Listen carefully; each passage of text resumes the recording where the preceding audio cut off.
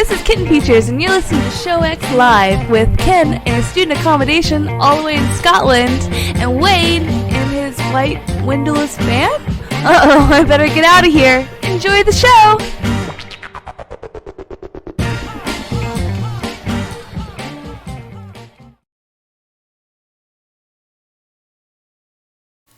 Hello, everybody, and welcome to ShowX on VtWProductions.com. You're listening live at 2 p.m. Eastern, 7 p.m. GMT on this, the 28th of April, 2019. Welcome to the show, everybody. How you doing? Hey, Ken, how are you doing today? I'm good. And for the first time ever, you could be watching this on twitch.tv, on YouTube Live, or on kenread.co.uk. Because that's where we're now also streaming to. Hey, look at that. As well as you should be able to listen to us on alphageekradio.com, I believe it is, if you want to go check us out there for those who have lower of the bandwidths. Is that audio only, that one? I need to double check. I thought it was an audio cast. It might be a restream of the video as well. We'll see. I thought he did an audio one. But the challenge is you do the show, and so I need people like actually go check it for us versus me looking at it myself. That by the way, is the live stream, am I zoomed in a fair bit? It looks like I'm zoomed in a lot more than normal. Yes, you are a little bit, but that is because as I was starting to try to do the things, the plugin I use, the NDVI or NDI plugin, didn't want to do its thing properly. And so let's see where I see it. NDI, so I see it, but it's saying no sources found, which is wrong. And so I went back to the old school screen cap version.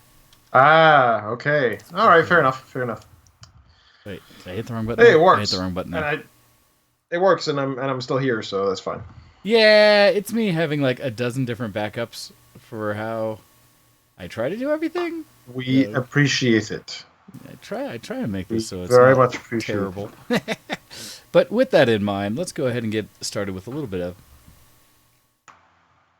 maybe. Did that not play?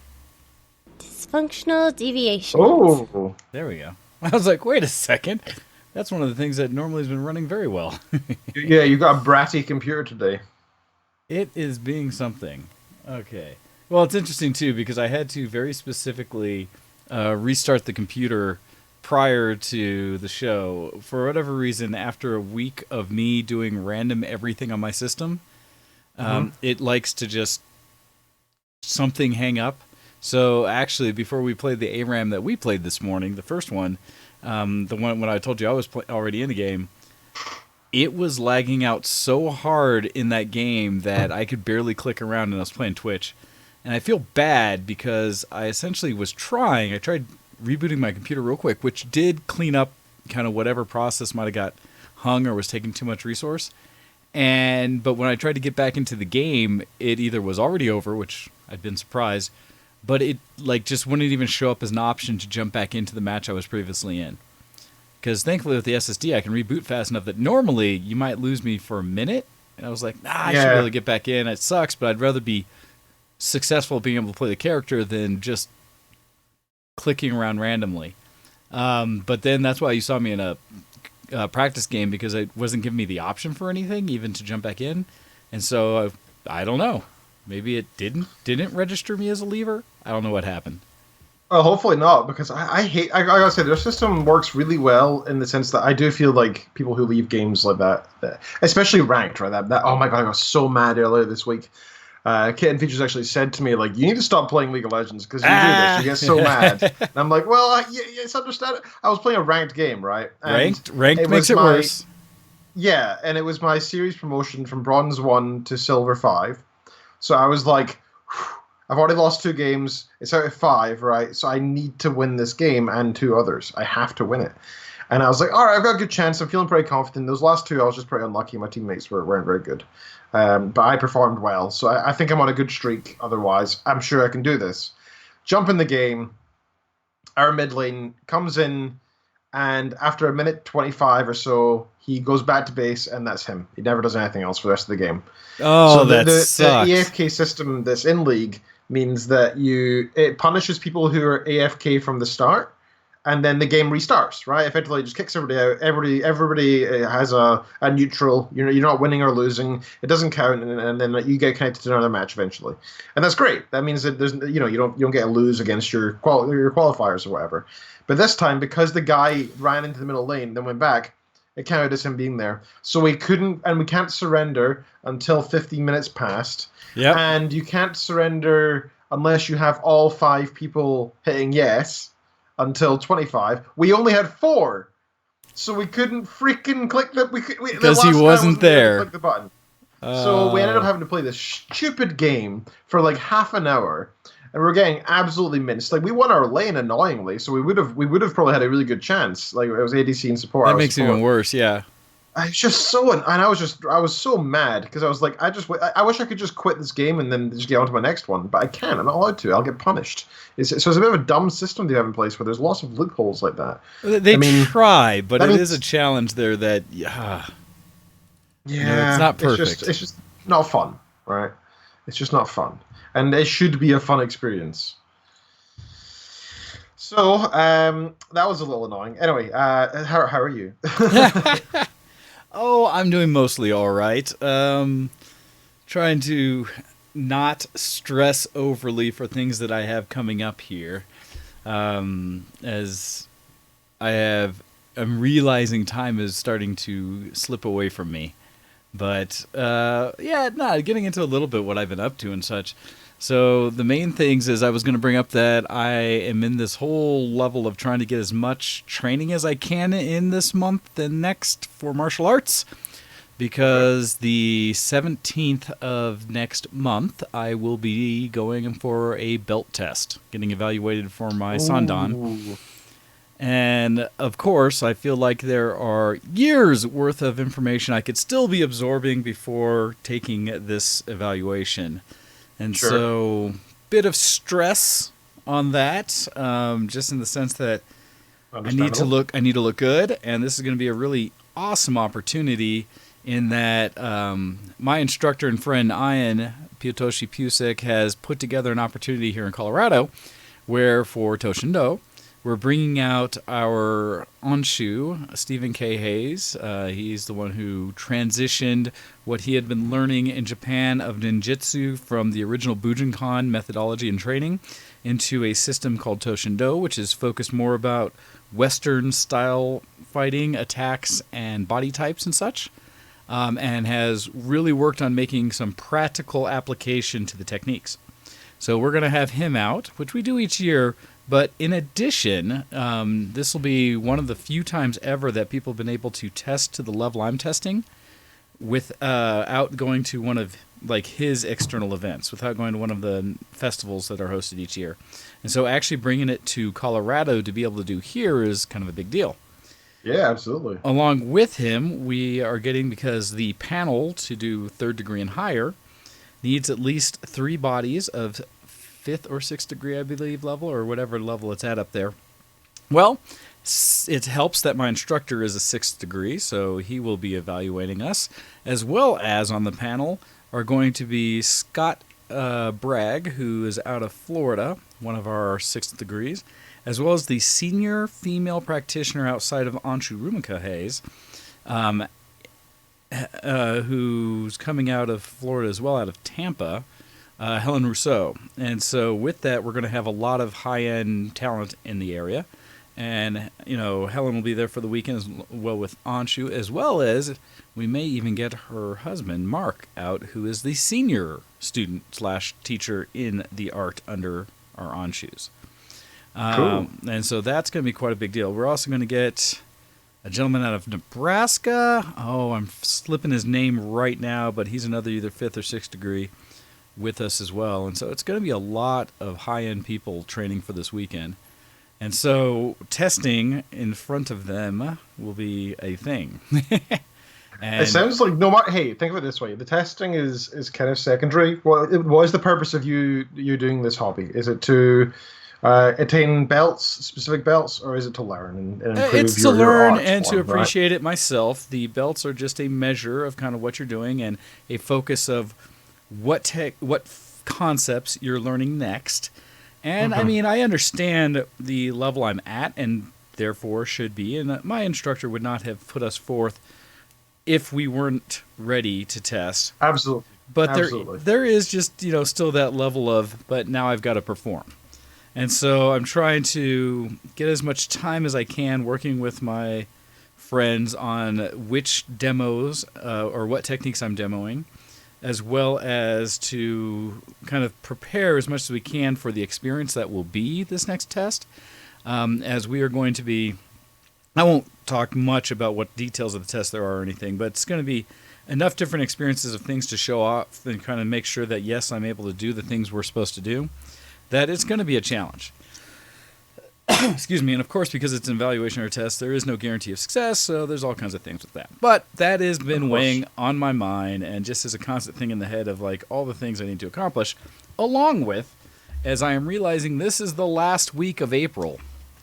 And well, before you go there, I just want to say that I think it's fantastic that you have hobbies that you feel pressure from, because it kind of means that you. I know loads of people. I know so many people in life whose hobbies are like, I watch TV every day. I work all day and then I watch TV, and then at the weekends I also watch TV, or I go to the pub and get drunk, and that's it, right? The fact that you have a hobby that you can actually, you're continually trying to improve yourself, and you're continually trying to get evaluated by your peers, and you're trying to, you're just trying to actually achieve something. It says a lot of good things about you, sir. Yeah, it's something. I am definitely not without hobbies. I tend to keep myself busy.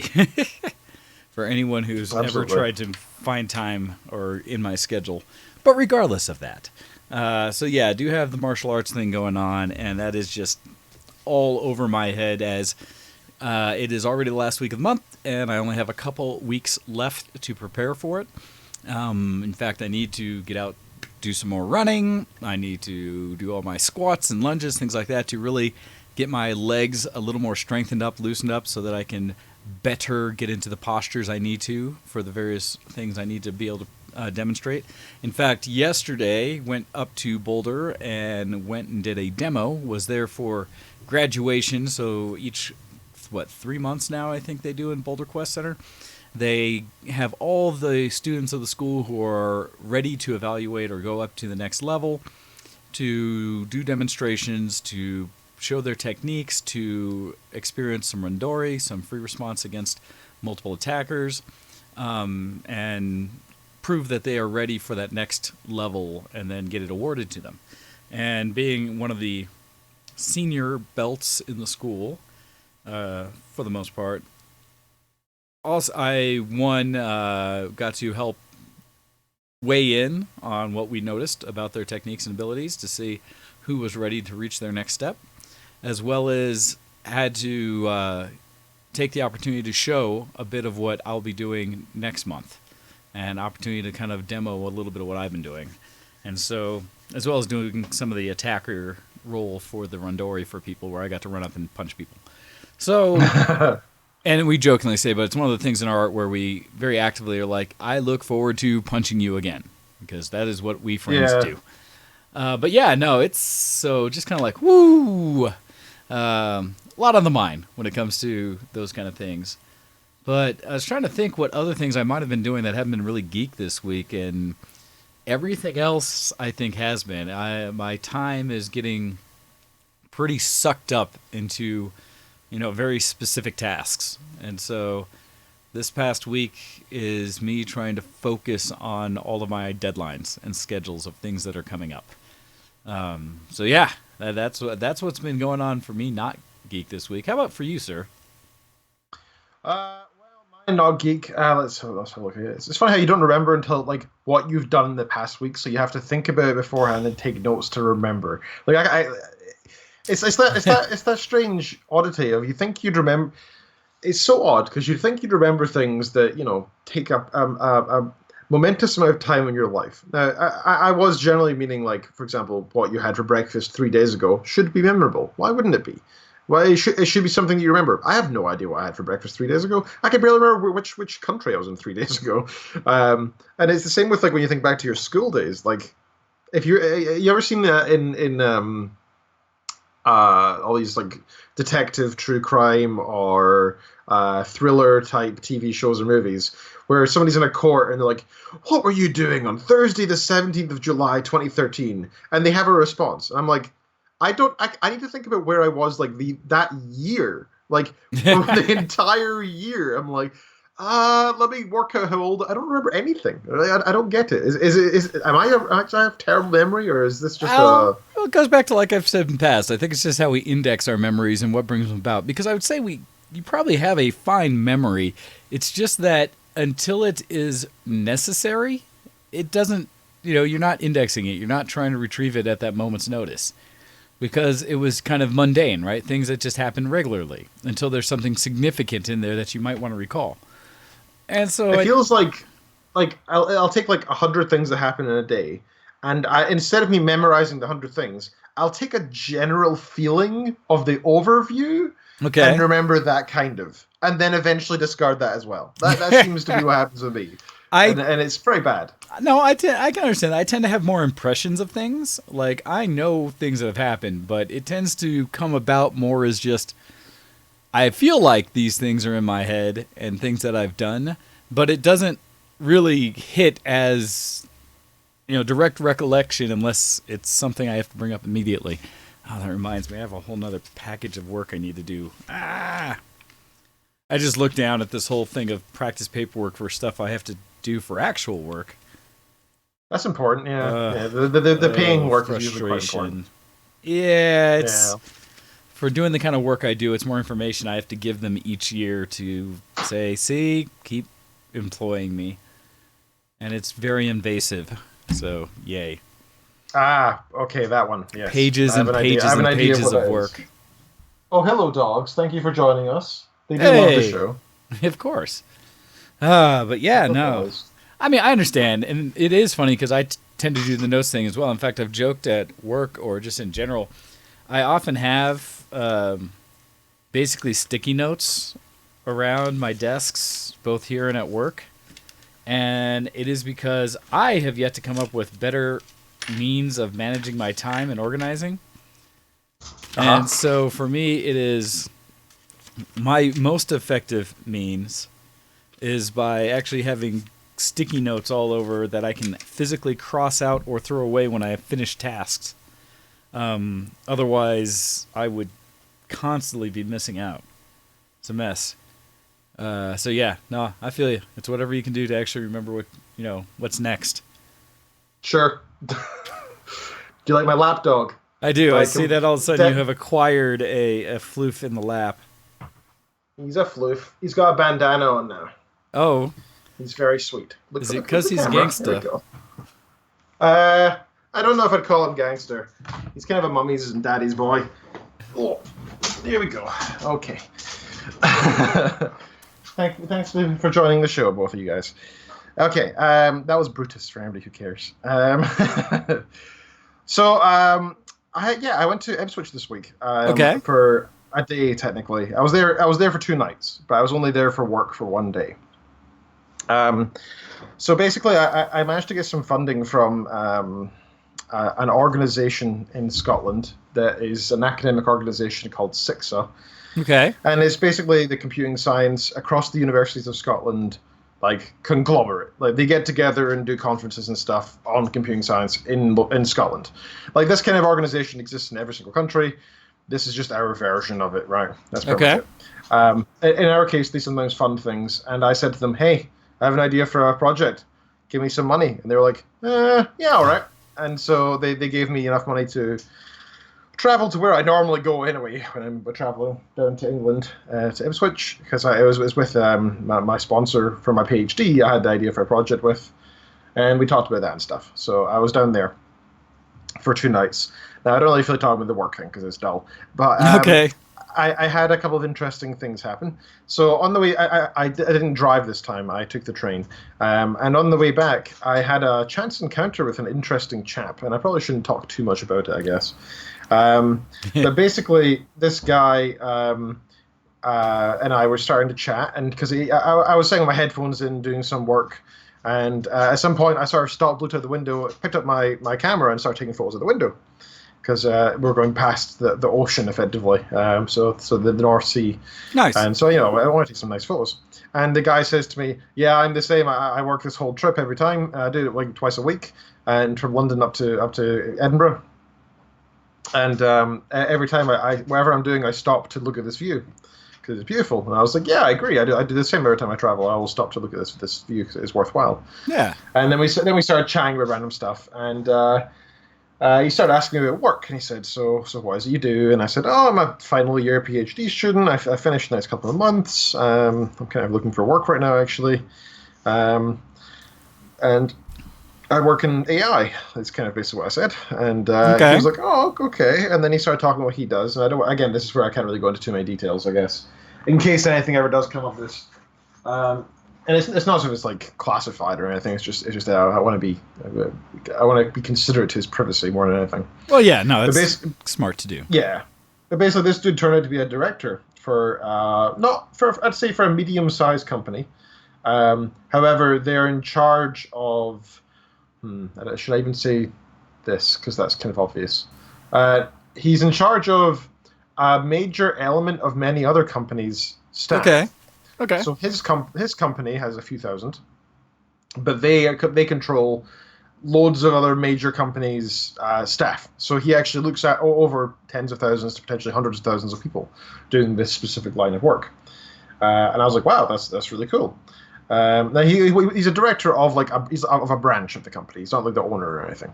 He's not a CEO, but he's a director, so he's pretty high up there. And he was saying, yeah, and basically we're looking at I've been looking at how to incorporate this specific type of AI into my work because, and he said very bluntly, like our profit margin is very small. Like, and if a competitor gets a really good AI that brings a few people towards them, even just one of our clients, we would not be profitable anymore. So we need to kind of increase that baseline slightly by making our AI more responsive and quick, and making the people who do the jobs be more efficient at their jobs with the help of an AI, effectively. And I was like, oh, well, that's kind of the AI thing that not necessarily I do, but it's very close to what I do, but definitely what my department does. Like, it's definitely what my supervisor does. Like, he absolutely does this kind of thing. My supervisor, by the way, did the scheduling. Well, in part, did the scheduling for all of the planes and the staffing at London Gatwick Airport. Which is a big thing, right? That means that millions of people are scheduled by his software every single year, which is cool. Probably a month, actually.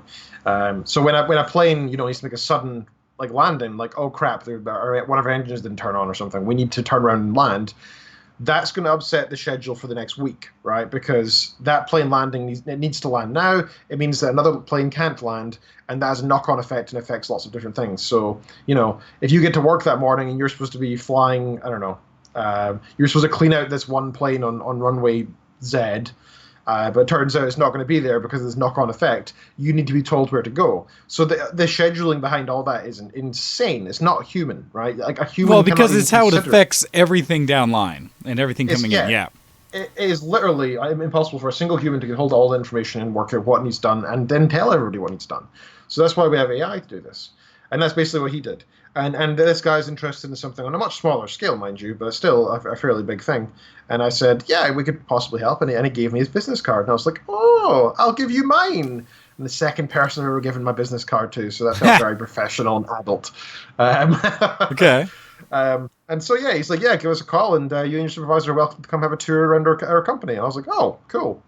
And it was just cool how that happened. It was just... you had like an adult... professional conversation with someone. I know. It reminded me of that one time. I don't know if you remember this. About how long ago was it now? About 5 years ago.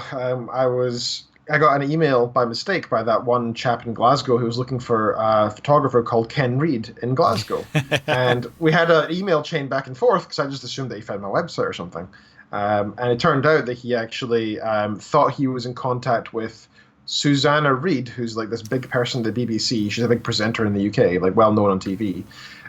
Her brother is called Kenneth Reid, who's based in Glasgow and is a photographer. And he thought he was emailing ken@kenreedphotography.co.uk, but he's really emailing ken@kenreed.co.uk. Yeah. So he just misread the word photography, happened to get a Glaswegian photographer with the exact same name, and it ended up with me going to Italy for a week to do some work for them, if you remember. Yeah.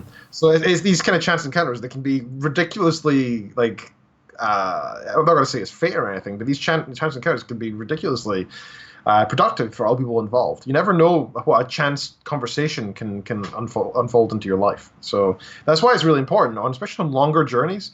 Just say hi to the person next to you. You never know what could come of it. It really can mean the world. You never know who you're going to bump into. True. So that was cool. On that train journey, I thought to myself, you know what? Normally I drive, so I really should have, like, it's an 8-hour drive, and I'm doing 8 hours in the train instead, effectively, each way. So that's 16 hours. And I was like, that's pretty much 16 hours I gained. So I did a bunch of work during it, but I also thought to myself, I'm going to do one of my side projects as well, because I think I don't ever get a chance to do that, because whenever I'm like, I'll get back to that when I have time, and I never have time, right? Yeah. So I decided, technically I do, so I've earned this time. And so I rebuilt my entire website from scratch. So before it was a 2011 relic that I sort of updated occasionally. And there is the link in the Twitch chat if anybody's interested. Go check it out. It is not particularly interesting. It's really made for it's yours. It's a couple of things. One, I work in computing science and I teach computing science. My website shouldn't look like crap, right? I mean, it's the one showcase of my work I can really have online. I should really make it look quite nice. So I've done that. It looks a lot better now. Secondly, when I'm applying for jobs, I've said before my email address is ken@kenreed.co.uk, right? So tends to drive people to that address. Right, so they might check out my website, and I don't want them to go to some crappy website. Actually, Hando, Copy, and yourself, Wayne, and Octail, technically, are all referenced on the very front page, because there's a screenshot from actually one of our videos on YouTube. And it's got in the chat Hando, Copy, myself chatting, and Hando says hi to Octail in it, and me and you are smiling at the top. So it's a nice enough picture to put there, I think. And I also have, of course, a podcast page dedicated to the show. I didn't put too much on it. I was tempted to put in some stats and some other things, but I decided, I don't think anybody's going to actually use my website, so why would I put in that much effort? But you can actually watch the Twitch stream there and the YouTube stream if you're particularly interested in doing it that way. And lastly, I've got all my photographies up here. It's my new backup server. Very cool. And it was quite tough because I really wanted to have a way of showing all my photography in high resolution, but the inherent problem being, of course, that the images can actually I've got the resolution written down here. The resolution of my photos can be from 5,184 pixels by 3,456, and it can be up to that, right? That's a massive file. So obviously you don't want to have that as the default. So the high-res photos can only be seen deep within the gallery if you actually look for the player, and then you'll be downloading the full things. I should probably put a copyright notice there or something, because I think at the bottom I just say it is copyright to me, but I don't explain what the rights are. But people are welcome to download any of my photos that they want to use for wallpapers, etc. I think for I like to personal take my use photos with that in only, mind. not to make any kind of commercial gains on. Any commercial gains need to be coordinated through Ken Reed at kenreed.uk. Technically, it's Creative Commons licensing attribution only, non-commercial use. So you can use the photos. Well, that's why I said they need to contact you if they're going to do anything commercial. Yeah. But you are welcome to use it for not just personal use. Like if you actually put it onto your website or whatever, I'm cool with that. Do what you want. Put it on your work wallpaper. Okay. Yeah, so long as it says at the bottom, just add on top of it my website name or something, or my Twitter or whatever. I don't really care. But if you want to use it for personal use, you can do whatever you want. That's fine. And no editing as well, otherwise, of course. But yeah, check out that stuff. I've also got some research up there. Again, that's pretty bland for anybody who's not in the field. Nobody cares about each other's work that much, right? And I've also got a section which probably the most personally interesting. I put a fair bit of effort into this part just because I personally find this fascinating. So if you go to kenreed.co.uk /music.html, I need to get rid of that .html. you'll see a bunch of images which are statistics for my music tastes over time, and it's pretty cool to see actually. So can I share a screen actually? Would you mind? I should be able to. Let's see. I think I don't have it set up so I can do the easy one right now. Okay. But yes, we can see your screen on the portion of it. I was going to that's fine. Full screen, but well, if you want to, that'd be cool. But if not, don't worry. So I've got so some of these are from various sources, right? So Last.fm extra stats, Explore.fm, Last.fm mainstream calculator, My Music Habits, Spotify.me. These are great links. Check them out. They're really good for if you use Last.fm and or Spotify. Different ones work for different things, but they're really good for checking out your stats. So this is from Spotify.me, this one, and it's my most active hour is 6 p.m. when I listen to music the most. And I've listened to 1,426 minutes since April 15th, so that's quite a lot. Yeah, I listen to music a lot. My top genre is video game music, which appears in 14% of my top artists, along with pop rock. Jeez. And I've got all these interesting pie charts. I'm not going to delve too much into them. This one I love. This is a flow chart of my listening habits over the years. Yeah, it's beautiful. That one took like half an hour to render. But if you zoom in, and you can zoom in, you'll see all the different artists that I've listened to per year and the averages of when I listen to them. Now, some of them kind of stay the whole time. Some of them come and go. Some of them just abruptly stop. It's quite interesting. Like REM, I go through like bursts of like, loads of REM for like 6 months, and then I'm just done. And you can see my more recent stuff on the right-hand side. So a lot of Pogo, Andy McKee, Mickey Ficky, Milkman, Mike Oldfield's always in there. And so on. It's quite interesting. This is from Explore.fm. Here is all of the music I listen to by artist by country. So the dark red means there's more than 262 artists from there. So that's the US and Britain that have that. Weirdly enough, China, I've got quite a lot of artists from. Same with mainland Europe, Australia, Brazil, interestingly enough, and Japan, which is quite odd. And I gotta say, I've got more African stuff in there than I expected. 1 to 3 for several African countries, but still, that's more than I expected, to be honest. I can't think what they would be. It's interesting. I got some of my playlists in here, the ones that I listen to a lot. So my ironically unironic pop, where basically it's like trashy crap pop music that I actually enjoy. All my songs, I need to update that actually, it's out of date now. My study playlist, I recommend that one. That one's great. It's mostly game music and it's great background. There's only one song out of like 150 or something that actually has any singing. It's almost entirely instrumental. Then my bumping and pumping playlist, which I listen to when I'm at the gym or going for a run or anything. And it's like, it's lots of techno and because it's more hardcore stuff. Because it's on there, can anybody just play it? They can. Anybody who's logged in or not to Spotify will be able to listen to 30 seconds of it as a demo, and then they're asked to go to the main Spotify client. It'll open up there for them if you have Spotify. If you don't have Spotify, it just stops. But it's a cool way of testing each thing, though, right? I think 30 seconds is enough to decide if you like the idea of a song or not. And then I've got some videos of me playing guitar, which is pretty neat as well. So it's a way to showcase some of my stuff. Now, the one thing that's a problem with my website at the moment is that it's not mobile friendly. I have to say. So it's something I do need to fix. So if you do want to check out and you're on mobile, you can check out most of the pages, but the music and the radio page just don't work because they try. The problem is that I'm using so for the YouTube link, like embedded YouTube stuff that I have there, it asks for a specific width and height in pixels. Okay. So I was like, okay, I can do that, and I gave it one that looks nice on my monitor. But if you load in with a weird, instead of it being a wide screen, you go with a tall screen like a phone, it still tries to load it really wide, and it throws everything else on the website everywhere. So it looks really ugly, and it's hard to navigate. So what I need to do is add some, for anybody interested in the web development world, some cascading style sheets, CSS elements to control the width and height. And that wasn't something I really could be more doing. I was doing lots of the grunt work of uploading hundreds of photos to a server and stuff on the train, but I wasn't really trying to do any like hardcore CSS stuff because I'm not very good at that kind of thing. So that's something I'll have to get back to.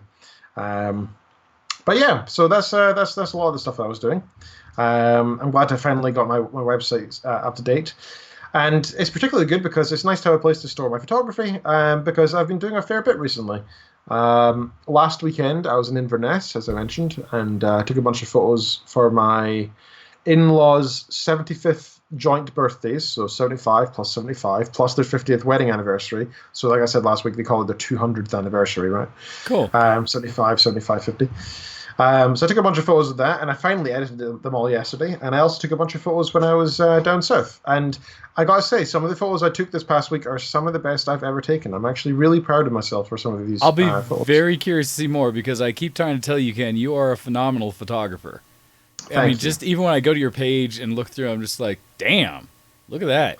So it's not just the actual taking of photos I'm proud of. There's one link in the IRC. That's a photo I took that I wasn't very proud of. I didn't like the photo. There was nothing particularly worth seeing in it. Okay, yeah. It was kind of bland and standoffish. But I thought to myself, I really want to get better at depth in photography. How do you do depth in photography? I've never been good at it, especially with landscapes. I'm really bad. So I found this video on YouTube that showed how to do some editing in Lightroom, which basically what you do is you analyze the lighting and you add a bunch of either radial filters or what's the longer ones called when you do a length wave filter? I can't remember what it's called. But basically you say like just this area modify the lighting, just this area modify the shadows or sharpening or whatever. And so what I did is I made the vignette on the outside and added a little bit of fuzziness to the vignette. I added sharpening to the center of the image, and I added some clarity to it, and I brightened the center of the image. And I did a slight split toning where I made it look a little bit more yellow and a little bit more blue. So basically you were trying to draw the eye back to the center of the image. Exactly. So what looked like a very flat image, now the lines are truly leading lines, and it makes you, and it's got that depth with the brightness. So it really makes you think like, oh, this feels more realistic, more 3D. And so I was very proud of myself for that one. The other photo I'm ridiculously proud of, and I think this is my best photo I've ever taken. That's the link in the IRC. Sorry, the Twitch chat.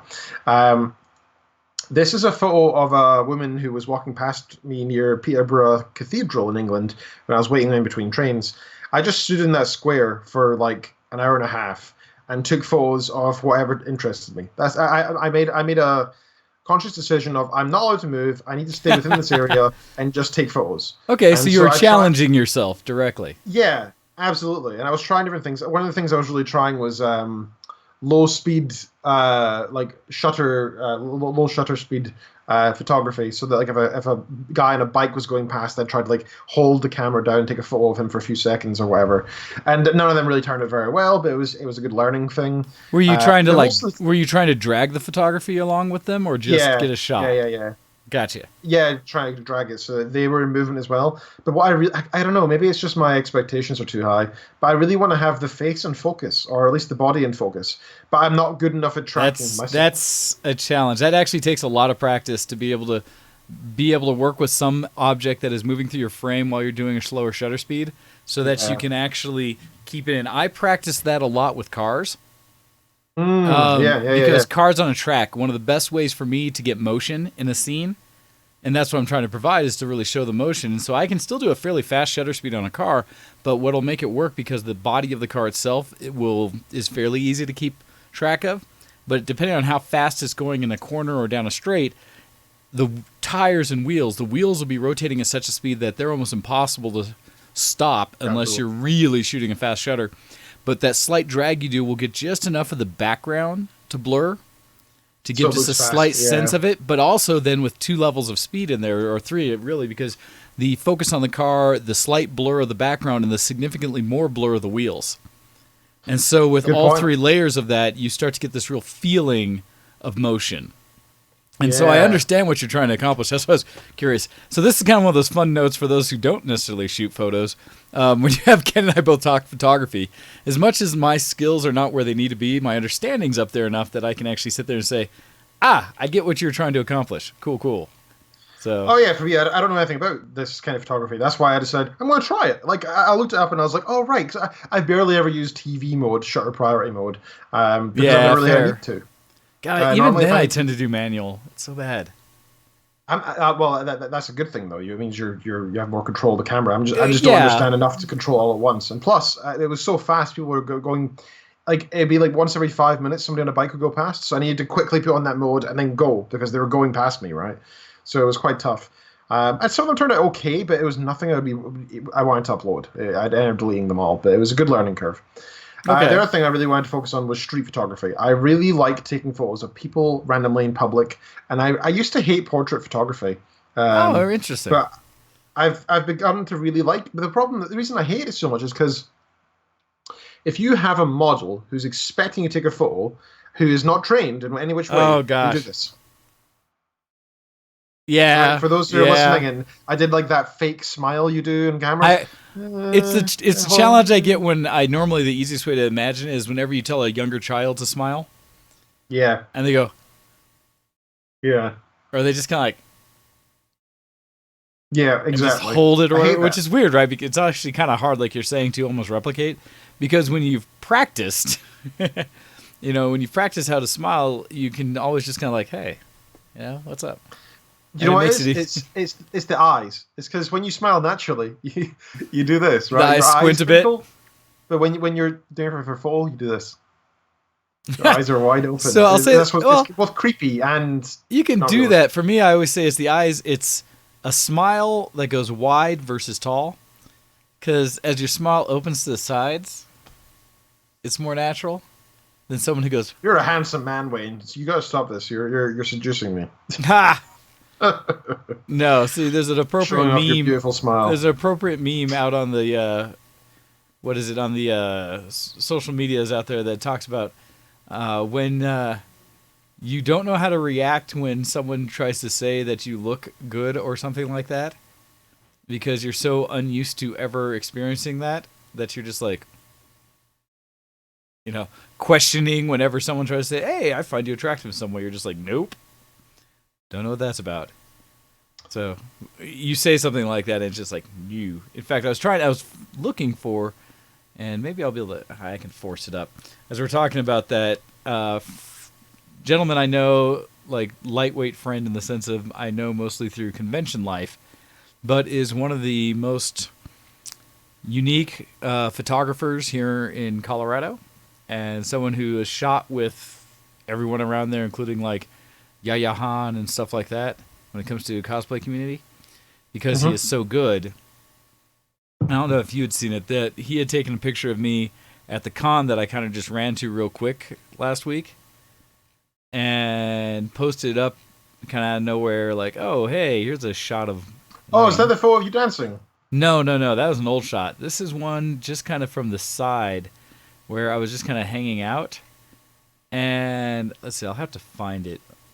But he just got a new camera, as we're talking a little bit about these, and depending on what you may bring up about that level. But he just got a new, I think he got the EOS R Canon, the mirrorless, their high-end one, because he had to replace his, I want to say he was shooting a 5D Mark IV prior to that, but I'm not entirely sure. And he caught he caught a picture of me. Camera. Well, he does photography a lot as kind of a main thing.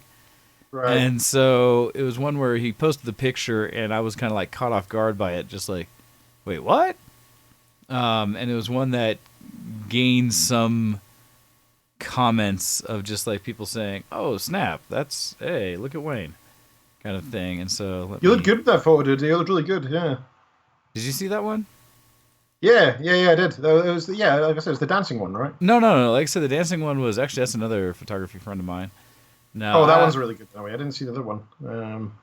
Yeah, so I have it. I will share it on the feed, and so you'll be delayed, Ken, when you go look to it.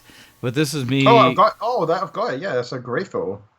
But yeah, it's me like just after the towards the end of the night of the con, and low light, no flash, which is actually kind of surprising for Tori. He almost always has controlled lighting, and so it just kind of caught me on the side, and just the comments that people had made with it, saying like whatever. I was like, ah, or again, for me that level of I don't know. I know me, so when I see stuff like that, I'm just like, nope. But regardless. Okay. I'll. That's a neat photo. Now I'm kind of jealous because I wish I could take such pretty photos. Oh, you do take phenomenal photos. In fact, I've looked Oh, through some of the shush. pictures of your people. Regardless, so instead of So, patting each other's backs, so that one photo that I linked in the chat there, that black and white one, it yeah, was that's one of these so street good. photography photos. And basically, what I was doing is I was paying close attention to this tree that was above us, and I don't know what kind of tree it was, but it has these very tiny leaves. And it's strange. I don't know why they were falling off because at this time of year, I guess they shouldn't be. I don't really know. Hmm. But whenever I paid attention, I was doing my own thing, taking photos of whatever I pleased. But whenever I heard a strong wind hit the tree, I would quickly put the camera on a setting that I thought was appropriate. I had my nice long lens on so I could zoom in, and I'd look to see who's walking underneath that tree because I thought those leaves are all falling around them, and I could get if the light hits them correctly and it was quite sunny, I could maybe get a nice shot. And it didn't come out quite the way I hoped. Okay. And it was also it also rained beforehand, so some of the mist from the tree was also falling down. Now, if you open up that picture that I sent, and if you actually zoom in, hit the download button on the right hand side to see the full image. It is 4,000 by 2,000 or so, so it's a big photo. So just be aware when you do zoom in, it might take a while to load. But you can actually see that all this. There's a lot of detail in the mist and the rain and the leaves that are falling all at the same time around this woman, and it's a beautifully sharp photo. I think I got a nice You got moment her of detail wonderful. thought. Yeah, I think I got her deep in thought. Or perhaps she's just trying to shield her eyes from the mist. I don't know. But I was just so proud of it. Like it's unusual that I get a photo and I'm like, wow, I did well. And it was just all the variables came together and I was very proud of it. That's cool. Yeah, so it was good. So at the same time, I think I've been thinking about this. No matter, I think I've improved massively over the years. However, I imagine that if I get to master photographer, photojournalist, travel around the world, whatever kind of photographer. Okay. I think it'll still be the case that I'll take 1,000 photos and keep every 10. Like I'll have a 1% acceptance rate, like I still do. Because I kept 27 photos and I took approximately 2,600. So yeah, I had a slightly above 1% acceptance rate for my photos. But that's the thing, right? I think any artist will mostly create stuff that they don't think is good enough, and it might be scraps. And then over time, but occasionally they'll put out something that they're happy with. And that's why you need to just keep doing your art, because if you don't keep doing it, you'll never get that 1% that you like, right? You just gotta keep doing it. Okay, so that's the photography side of things. Actually, I got two more minor things. This is left over from last week, but it's quite appropriate. I was thinking last week, if I had the money, what would be my dream or vaguely likely next camera? Oh, okay. And so I chose two, one being probably my next one, and one being my dream one. So my realistic next camera, I said would probably be the 7D Mark II. Gotcha. Which is a really nice camera. It's only got slightly more megapixels than my current one. It's what my younger brother is shooting right now. Oh, I'm so jealous. It's a nice camera. It's a bit older, 7D Mark II. However, it's a very strong camera, and I believe it's full frame, right? I'm not sure. Yes. No. It's still cropped. Still 3/4. Is it still cropped? Okay. That's fine. 6D is the first series that goes to full frame. Okay. So yeah, it's a very nice looking camera. It's £1,000 here in the UK, which would be about $1,800 or so, maybe a bit less, maybe like $1,600. So it's an expensive camera. However, it's really nice, and I think that would be my next likely upgrade.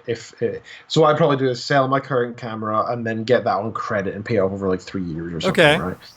Right. My dream camera is probably the Canon 5D Mark IV. Gotcha. So that's a full frame. It's a beautiful looking camera. It's not only got all the beautiful innards to make beautiful pictures. It's also a modern camera that has all the stuff that you want for modern photography. Yeah, all the bells and whistles, the Wi-Fi, the multiple cards that you can save on, and I'm always pretty jealous of that stuff, right? Because I do feel like just using an SD card, a single SD card, and having to use a cable to transfer stuff and whatever else. It does feel very old, right? It doesn't feel very, I don't know. In the day of Wi-Fi and Bluetooth and so on, it's like, why am I using wires? Why am I using cables? For God's sakes, my headphones are now wireless. It's weird. Look at this. It's weird. So that's why I would very much like to have that camera. However, that one is new, is £2,749. So that's approximately $3,700 or so. Yeah, it's a fairly expensive camera. It's a bit much. I would adore it. You actually get a renewed version for 2,200, so you can knock a few hundred off at least. And that's probably what I would do. But yeah, there's no chance I'll ever get that camera, right? Like, how do you ever justify dropping $2,500 on a... Well, you say that, shoot. You know, when I bought my first, or even my second camera, I was what, like $1,600 on sale with a kit? And so, I mean, you say that, but it's the difference of going to like a 1D Mark III or whatever the next 1D will be when you're talking cameras that start at like $6,000 or $8,000, right? Mm-hmm. Those are the ones that I think are truly unattainable.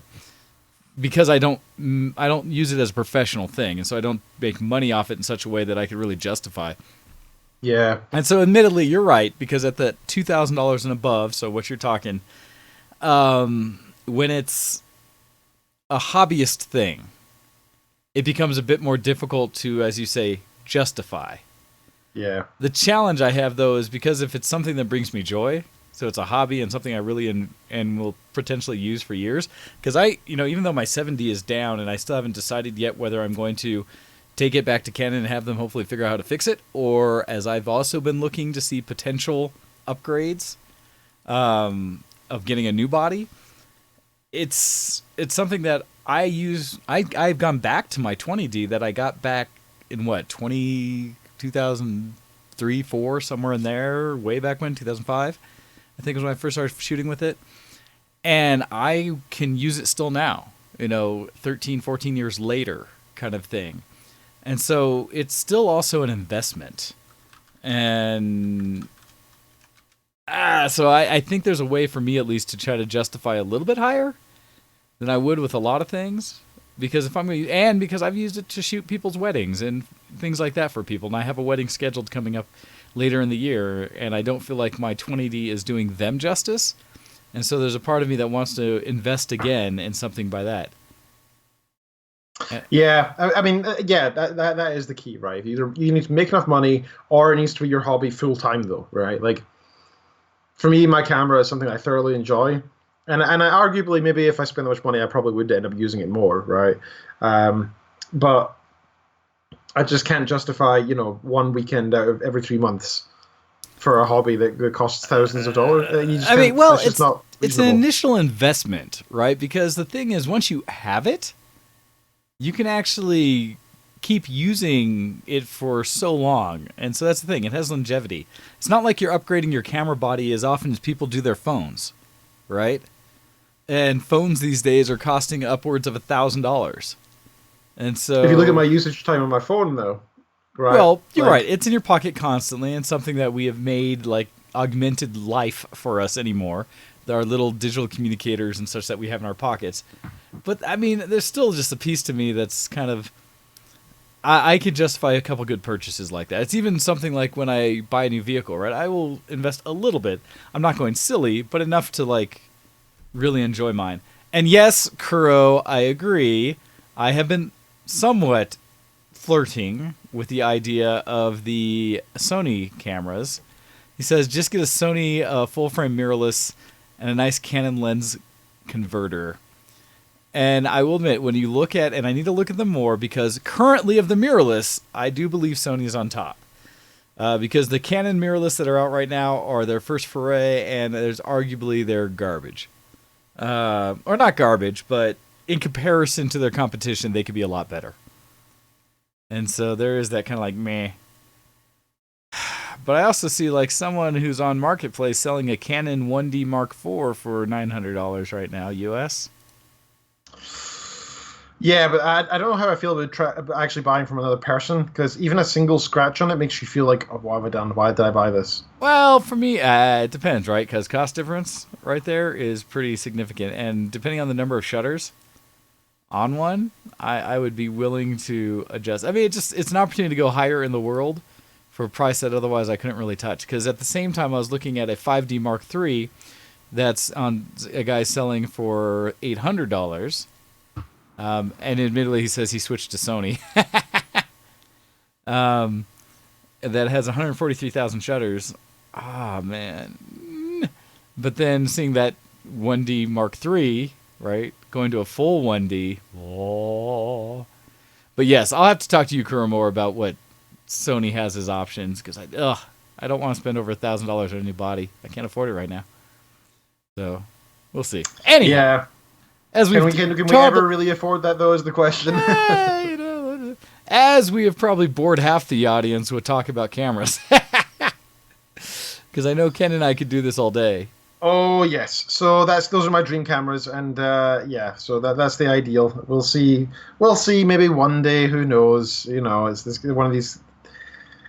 I think I'll let myself get something ridiculous and expensive like that if I start doing photography properly. I think all you have to do is start marketing the photography you have, and you might surprise yourself.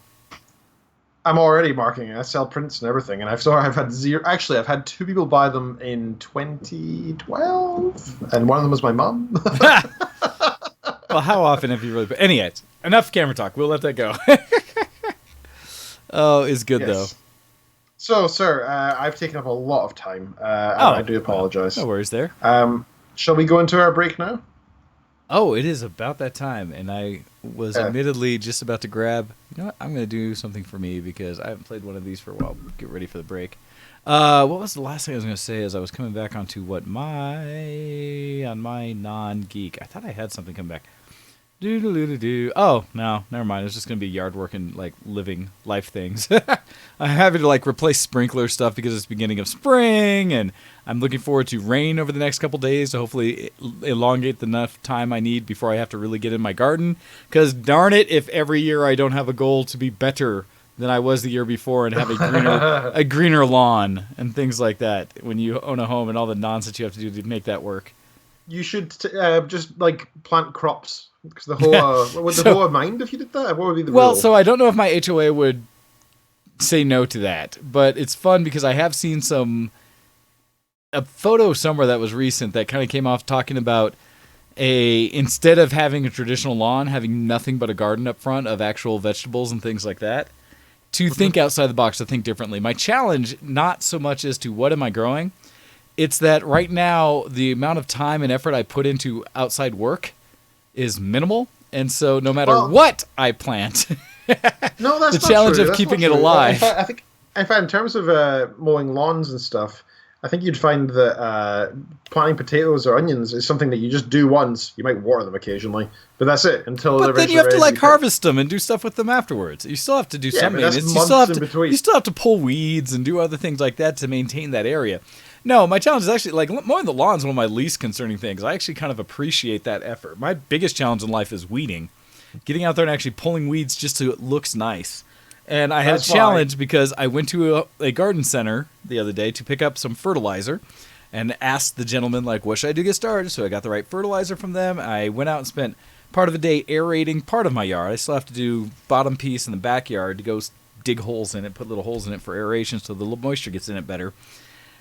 But I want it to be cleaner. And if I ever do a garden, my initial one was to do a raised garden in the back or something and build a box and have that up there. But I did have a moment walking through the garden center where the temptation was high. Seeing all the variety of plants I could buy and plant and do things with. And I was successful with some trees. I planted things like that.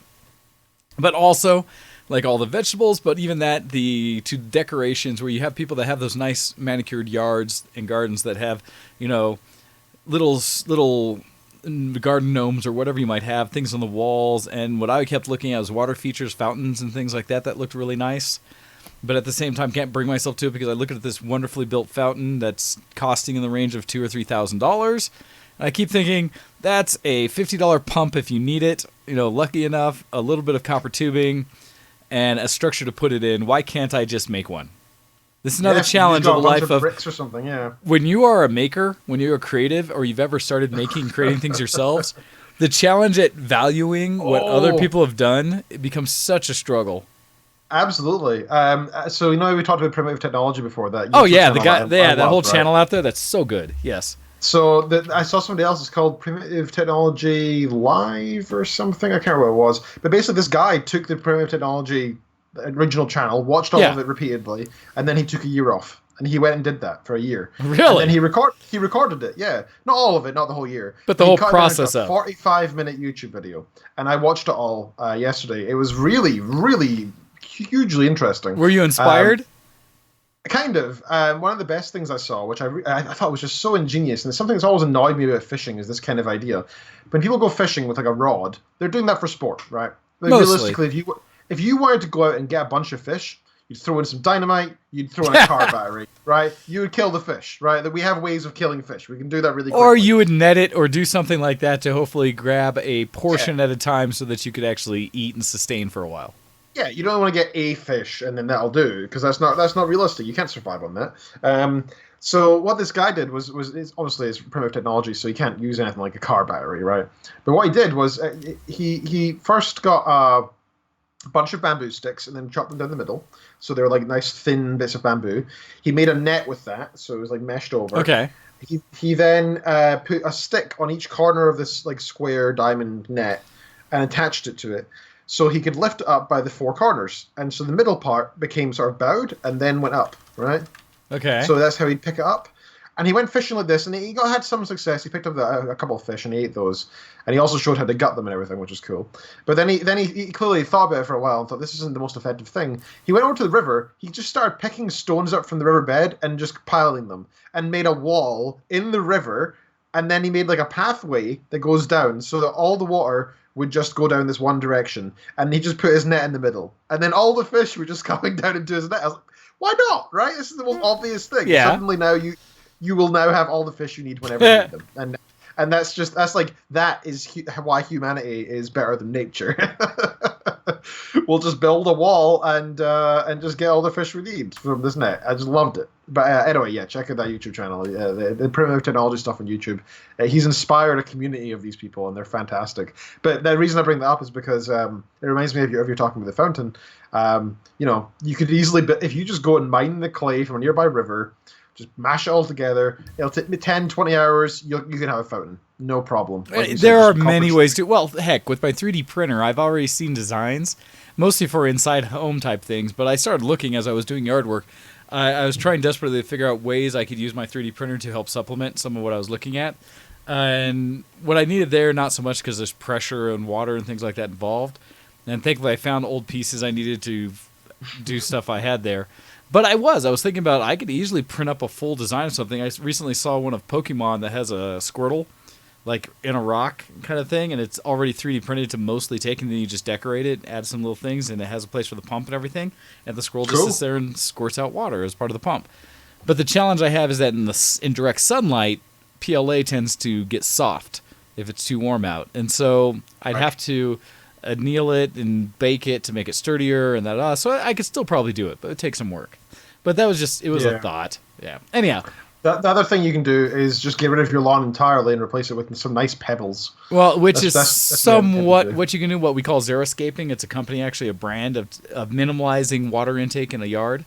And so the natural grasses, I've got ideas and thoughts. But yeah, I'm having to transition myself into this, springtime activity of having to go outside to actually maintain the look of my house for the sake of my neighborhood. And one more thing before the break. There's actually a movement that was started by the New York Times, I think, actually, where basically it's now being recommended by scientists that due to the dying bee and insect population, which is, by the way, they're calling it an insect apocalypse the past few years, the numbers have been dropping drastically, and that's going to have a major effect on our agriculture as well as our economy and so on. Anyway, one of the ways that we can help tackle this by allowing bees to survive and stuff, two things. One, plant some lavender. Lavender's awesome. Bees love it. Smells nice, and it's good for your garden, right? The second thing is don't mow your lawn. flowers will grow, and bees will have things they can feed on. If we all did that, it would be massively, enormously helpful for our environments, because it would become a bit more, realistic as to what these insects require, instead of the pretty nice lawns. I will admit that lawns are dumb in many ways. Yeah. It's gardens make sense to me. Absolutely support gardens. Lawns, which are basically just flat pieces of grassland for the sake of just to look pretty, are dumb. If I could, because it's meant, the idea of it is somewhat to say if I had kids and wanted them a place to run around and stuff, then that would make sense to where to put them. But I've got a school just down the way, and there's so many parks here in Colorado and green belts and things like that maintained that, honestly, I don't think most people need a lawn at their house. There's so many places I can do it. We already take up so much space with all the buildings we place. Why do we destroy the wildlife? And how much water I have to throw onto it to keep it in a green way is just ridiculous. It would just be great for the wildlife. And admittedly, in places where there's snakes and stuff, obviously that's dangerous. Just build a wall around it or something. Who cares, honestly? You'll be fine. Just put a wall around it. Plant some, just throw some wildflowers in there. It'll look pretty. It'll look cool. And it'll help the land, and it'll help the local birds feed, and it'll help the insects population, and it'll eventually help the amount of honey we have, and so on. That was another thing that we can do. Is a lot of people like to buy honeybees, which is great for the environment as well. It's pretty good. The problem is that we buy a specific breed of honeybees that are highly competitive in terms of pollen. So they'll fly around and be really good at collecting the pollen. They'll do an awesome job. But then the local insects have no pollen that they can get to, and they die off. Oh, no. Right? So having your own bee colony is a great thing, but they're saying what you should do is get, some of the actual, honeybees are fine and stuff, but get some, normal bees and have a separate hive. So for, every one honeybee hive, just have a hive of normal bees, and they'll go off and apparently help with the pollinating only, pretty much. And they're really crap at eating pollen themselves. Okay. They're not very competitive, so they actually help the environment more. And so if you have lavender and a normal beehive, you can do lots for your local environment and local wildlife. Oh, there you go. Nice. All right. So with that, we'll take a break. We'll come back right after this. I'm going to play a remix song that I like, only about 3 minutes long, but coming from OC Remix, because we like the gaming music that they maintain there, and we can use it comfortably during the breaks. And so we'll be back in about 3 minutes right after this. Thank you guys for listening. You're on ShowX at VtWProductions.com, and apparently all of the various levels and places that you're able to see and catch our feed. So awesome. With that, we'll be back right after this. And I gotta hit the button. Send in your emails to showx at VtWProductions.com. 10, 9, 8, 7, 6. We have a go. Start. 4, 3, 2, 1. We have booster ignition and liftoff. And step off the land now. That's one small step for man, one giant leap for mankind.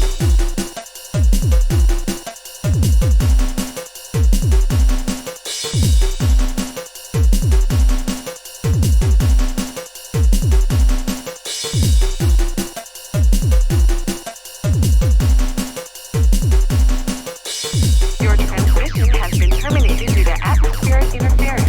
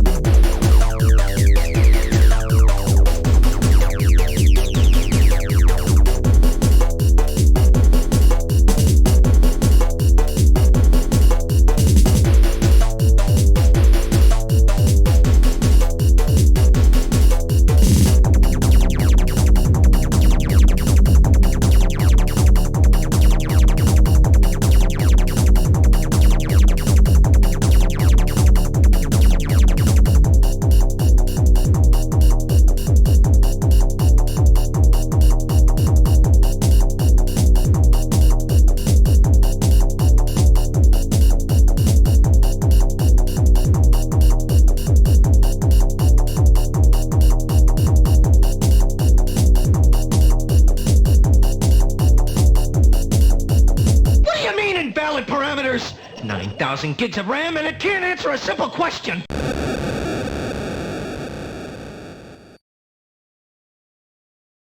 You're listening to ShowX on VtWProductions.com. Hey, everybody, welcome back to the show. Haha! Perfect timing for me to be able to get Ken's video in a more clean way as I was trying to do. And so, got that plugin working again. And, as, let's see, we come back. Where was I at? We are officially going to transition into a little bit of...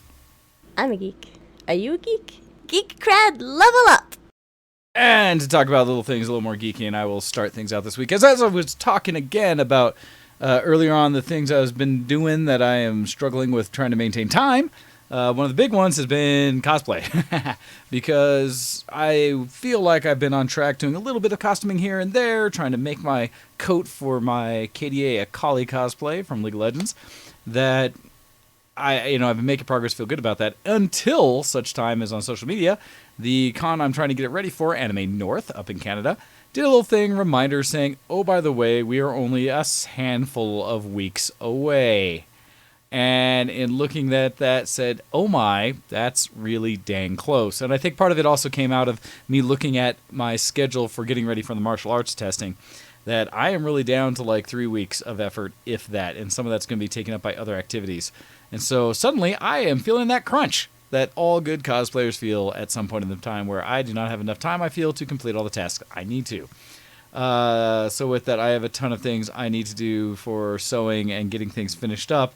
And I've been somewhat, if people have seen my Instagram, procrastinating it, not truly, but trying to figure out how to get certain things of it done, while at the same time still getting production done. So I've been 3D printing my some prop weapons for the character in the process, and doing other 3D print activities as a whole. And so doing all of that is a way that I feel like I'm still making progress, even if it's not necessarily as focused as it needs to be to get the costume done. And I look at it and it's like, I believe I have time. I should be able to get it all done. The main parts, I won't be able to get all of it done, because the wiring and lighting project, I don't think I'm going to be able to accomplish. I may have to go the crap route of just getting a quick mask and then work on the lighting going future. And the challenge is it's going to miss both of the main cons. That one, and because it is literally the week after Denver Pop Culture Con. And so if I don't get it ready for Anime North, it's not going to be ready for Pop Culture Con. So, oh well. But yeah, I've got that going on, and I am struggling. Although it looks like, oh hey, that next piece of the handle has finished. The next piece of the comma is now printed, done. I took one of my security cameras in my house and put it on one of my printers that doesn't have a built-in camera, so I could have some general idea of what it was doing. Mostly because I was afraid I was going to run out of filament and have to stop it partway through. And so we've been thinking about getting some security cameras, because this is actually something I probably should have said in the Dysfunctional Deviations. I'm sorry, but we've had 2 weird occurrences in the past couple of weeks. Okay, long story short, our bed, our mattress is like kind of old, and it's starting to really hurt Kitten's back. Oh no! So she occasionally goes to sleep on the couch. It's not any like weird marital like upset or anything. She just has a sore back, right? Sure. We're a very comfortable and happy couple, and we're cool with this, and it doesn't weird us out, because unlike some people who take this as a strange thing, I don't see it as a strange thing. I know anyway, a surprising number of people that change where they sleep depending on what they need to accomplish. A lot. I think we should just be comfortable and happy and doing what we want to do as individuals, and not following societal rules of, well, no, if you don't sleep in your bed every single night with your husband, you're who knows this bad sign. It's not a bad sign. Shut up. She has a sore back. Anyway, so she was sleeping downstairs and I was upstairs, and I hear her about 2 a.m., 3 a.m. A couple weeks ago. I hear her scream, "Kenneth!" And I'm like, oh crap! And I'm like, oh, instant, yeah. So I'm like running downstairs, like half naked, and like barging through doors. And I get there, I'm like, what is it? And the dogs are barking and stuff. She's like, somebody was at the door. So I open up, I walk outside, like in my boxers, like, yeah. What's going on? I don't see anybody. And she was like, yeah, like there was people like laughing and stuff, like right outside the door. I was like, you sure? She's like, yeah, the dogs went crazy as soon as we heard it. Oh, and yikes. I was like, oh my god. So that was scary. And then the same thing happened last week again. Like she was downstairs on the couch again, and I was in bed, and a similar thing happened again. So we're getting a bit concerned because that's twice somebody or some people have been floating outside. So our house, like the front door to our house, it's not like there's not like a street then the door. You have to go through like a little path to get to the front door. Okay, so somebody it's not something someone would wander by accidentally. Yeah, so it's a bit concerning. So we've been tempted to get a security camera. The problem is it's quite expensive, right? So no, not really. Actually, camera systems are surprisingly not. Okay. Sorry. Let me say this properly. I have one more paycheck coming before I'm unemployed. It's very expensive to do anything that isn't food right now. Fair. Okay, I can understand that.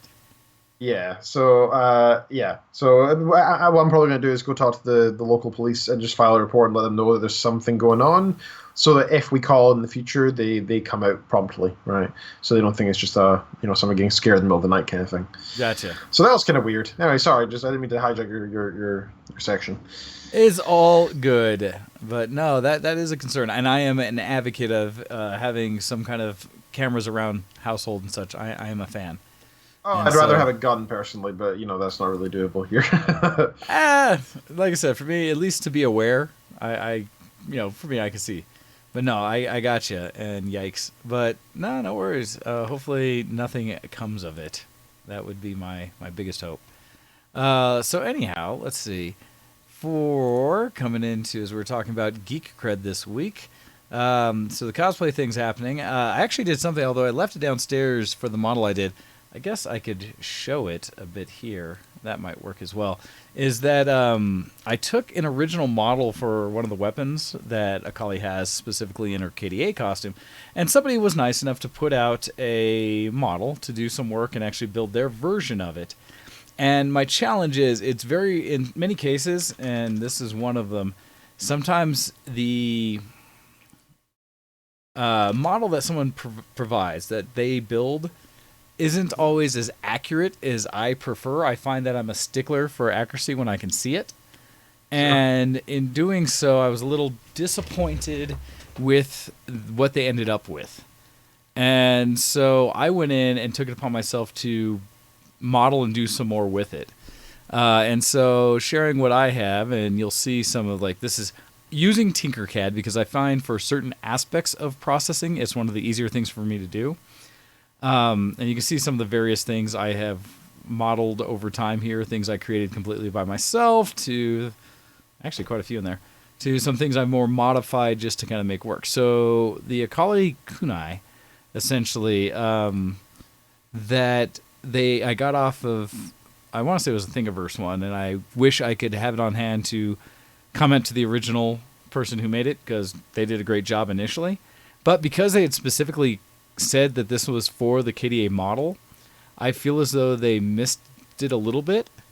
And I used some of the models. There's a great thing out there for League of Legends, which is Timo.gg, I believe. Timo.gg is a it has on it 3D model viewing, so you can look at the various models and animations and things from the game.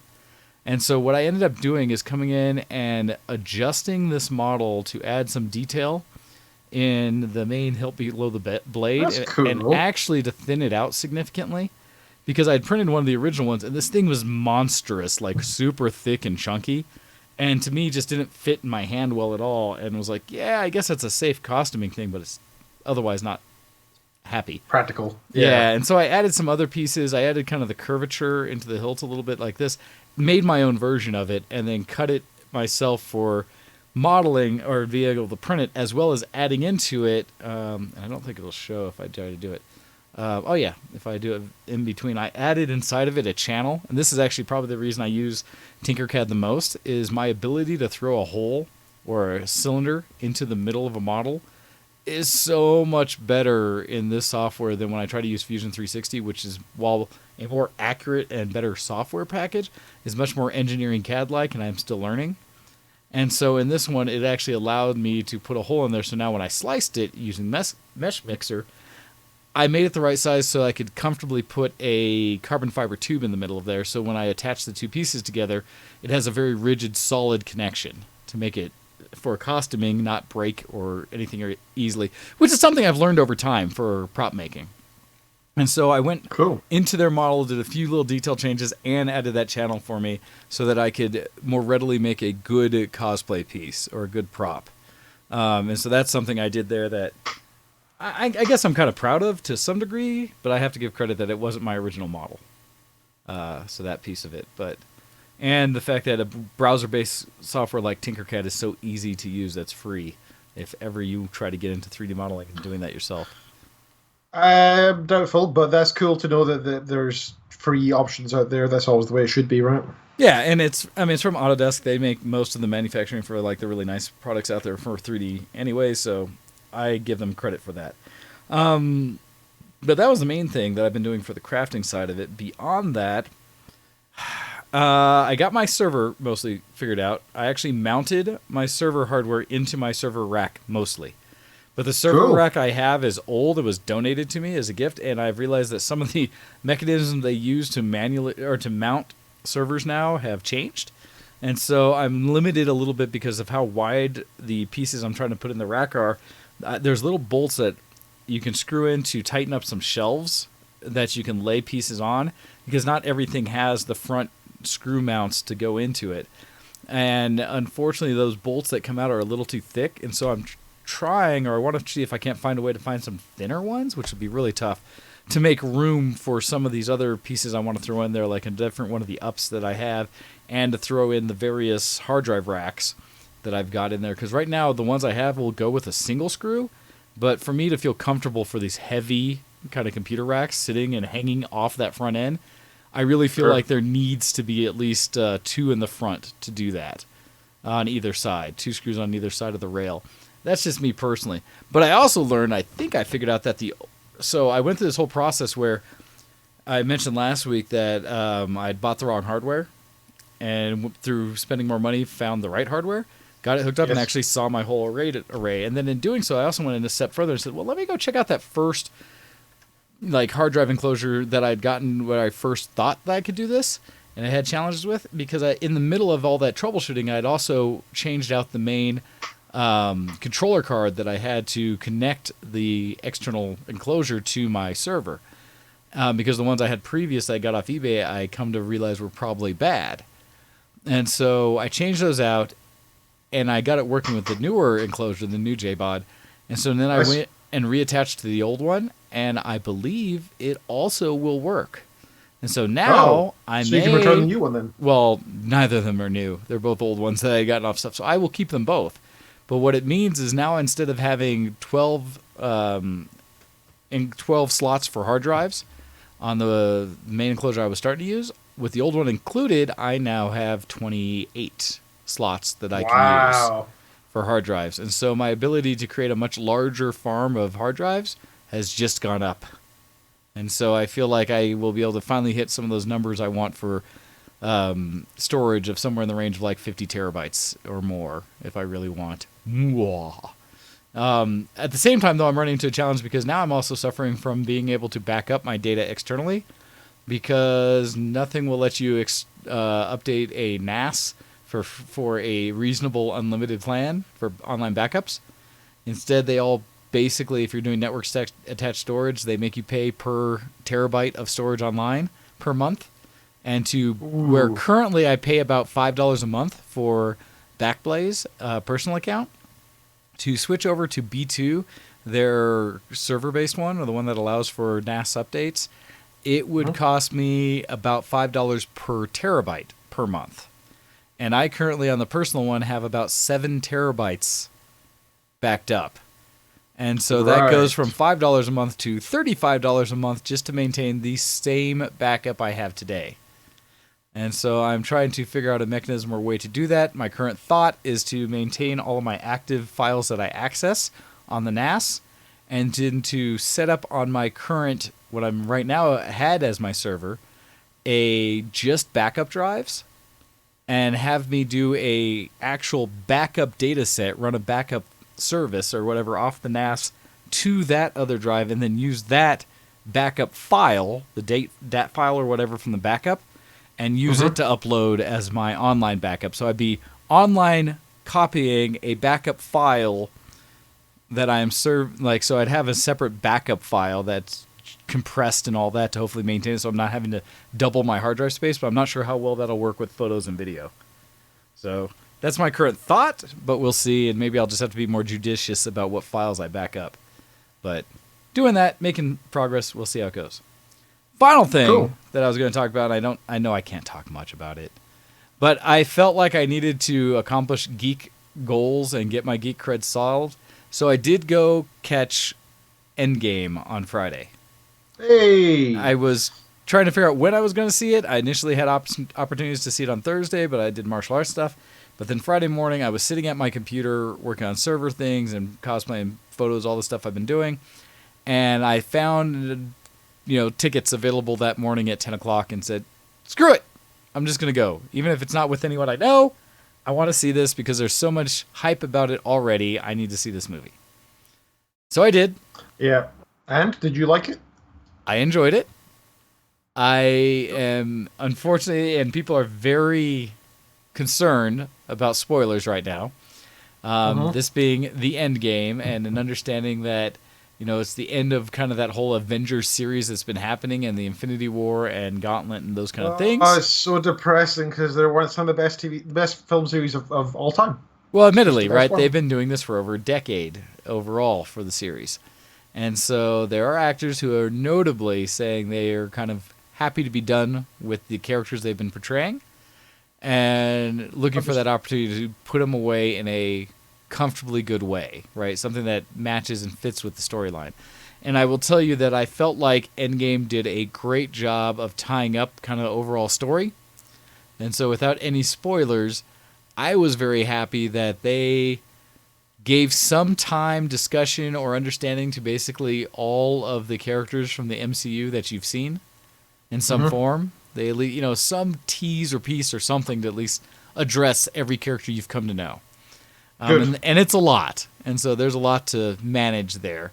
And I'm assuming you have not seen it yet, Ken, correct? I have not, no. Okay, and I'm seeing on Saturday. Oh, nice. So in 6 days. And I know a lot of people in our chat probably have not seen Endgame yet. Whereas I have friends who've seen it 3 or 4 times thus far. Yeah, I'm probably going to see it more than once. And I would probably be worth seeing again because there is enough that happens. It is a long movie. It is definitely over 3 hours. And it is one that, I definitely recommend using the washroom prior. Although it's funny because I have already seen posts of things that say, like, when are the best times to take a potty break during the movie in case you must.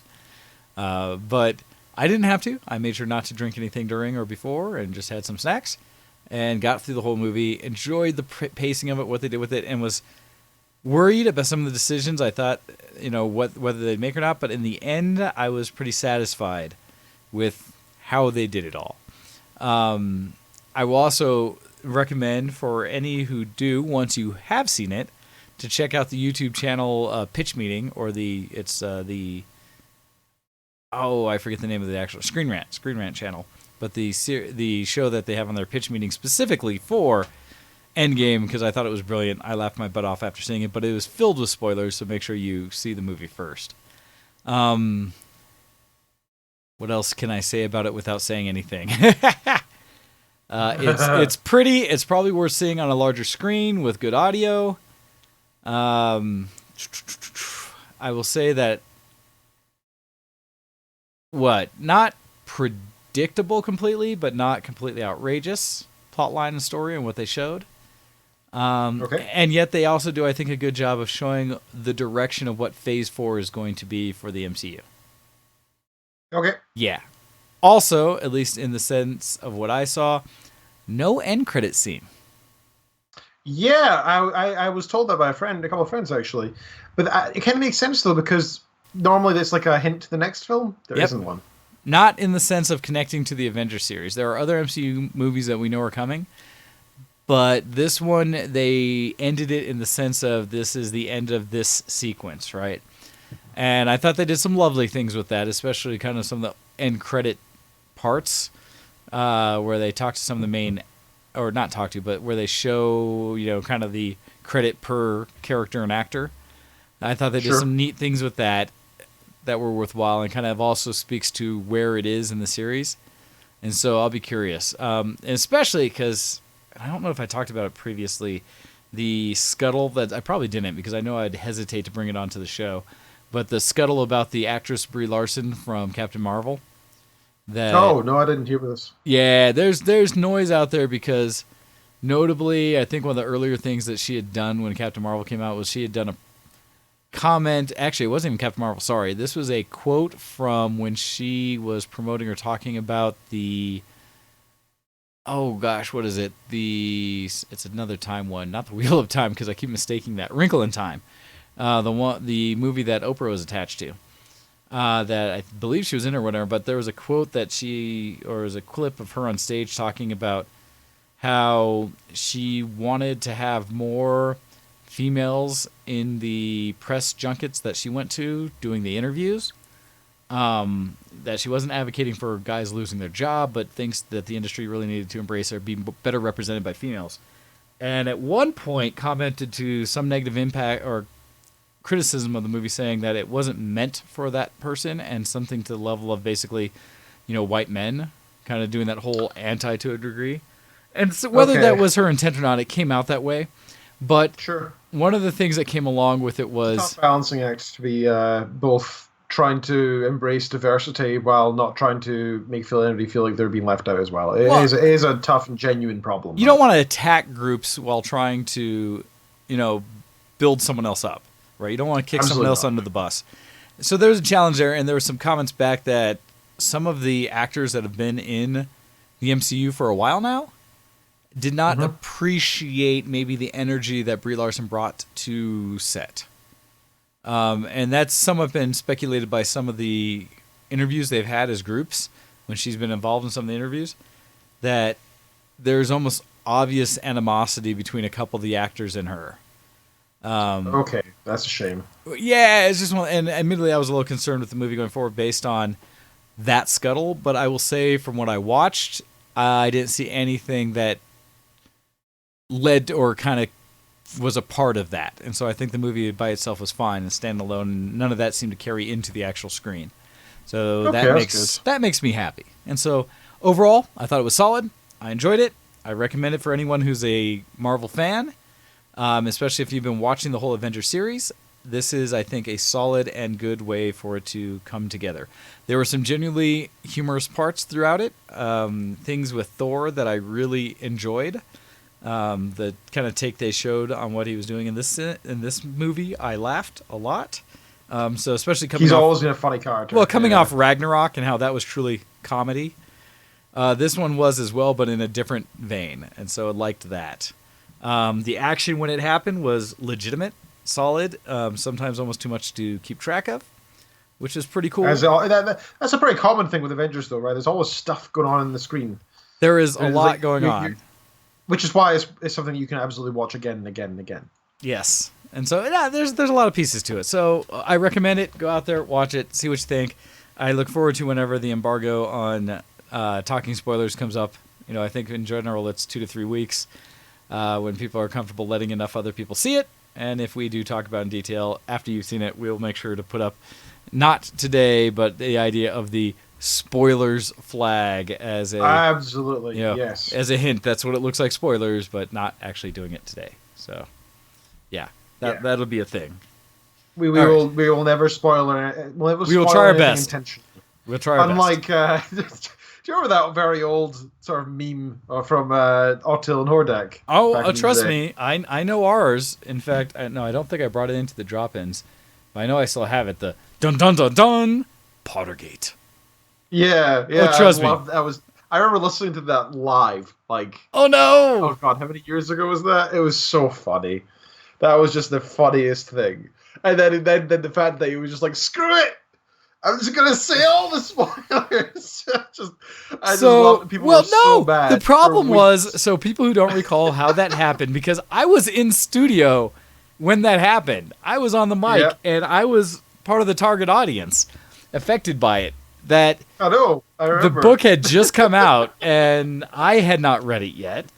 I think I'd acquired it, but I had just started reading the last, was it Deathly Hallows, whatever the last Harry Potter book is. And Octail had already digested all of it, had read it, enjoyed it, knew his opinions on it, was done, had crushed it. And that show, he just went into it. All of a sudden, he just did the whole thing about so-and-so dies, this person dies, this... And somehow, as he started saying it, I heard and saw what he was doing.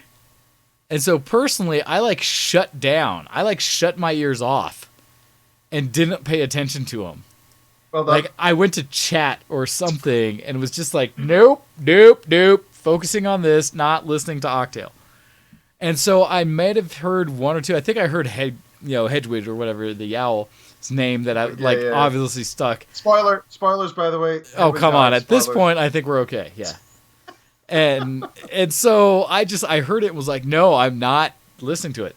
And so seeing while it was happening, the response in the chat,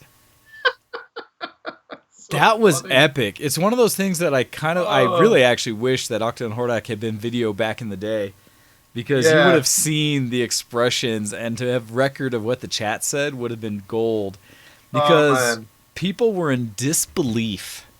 That it's because years of building trust in this podcast. Yeah, that's the key, right? We had a trusted audience. Suddenly, it's just so funny. It was bad. It was a mistake, but then he just embraced it as well. Screw it.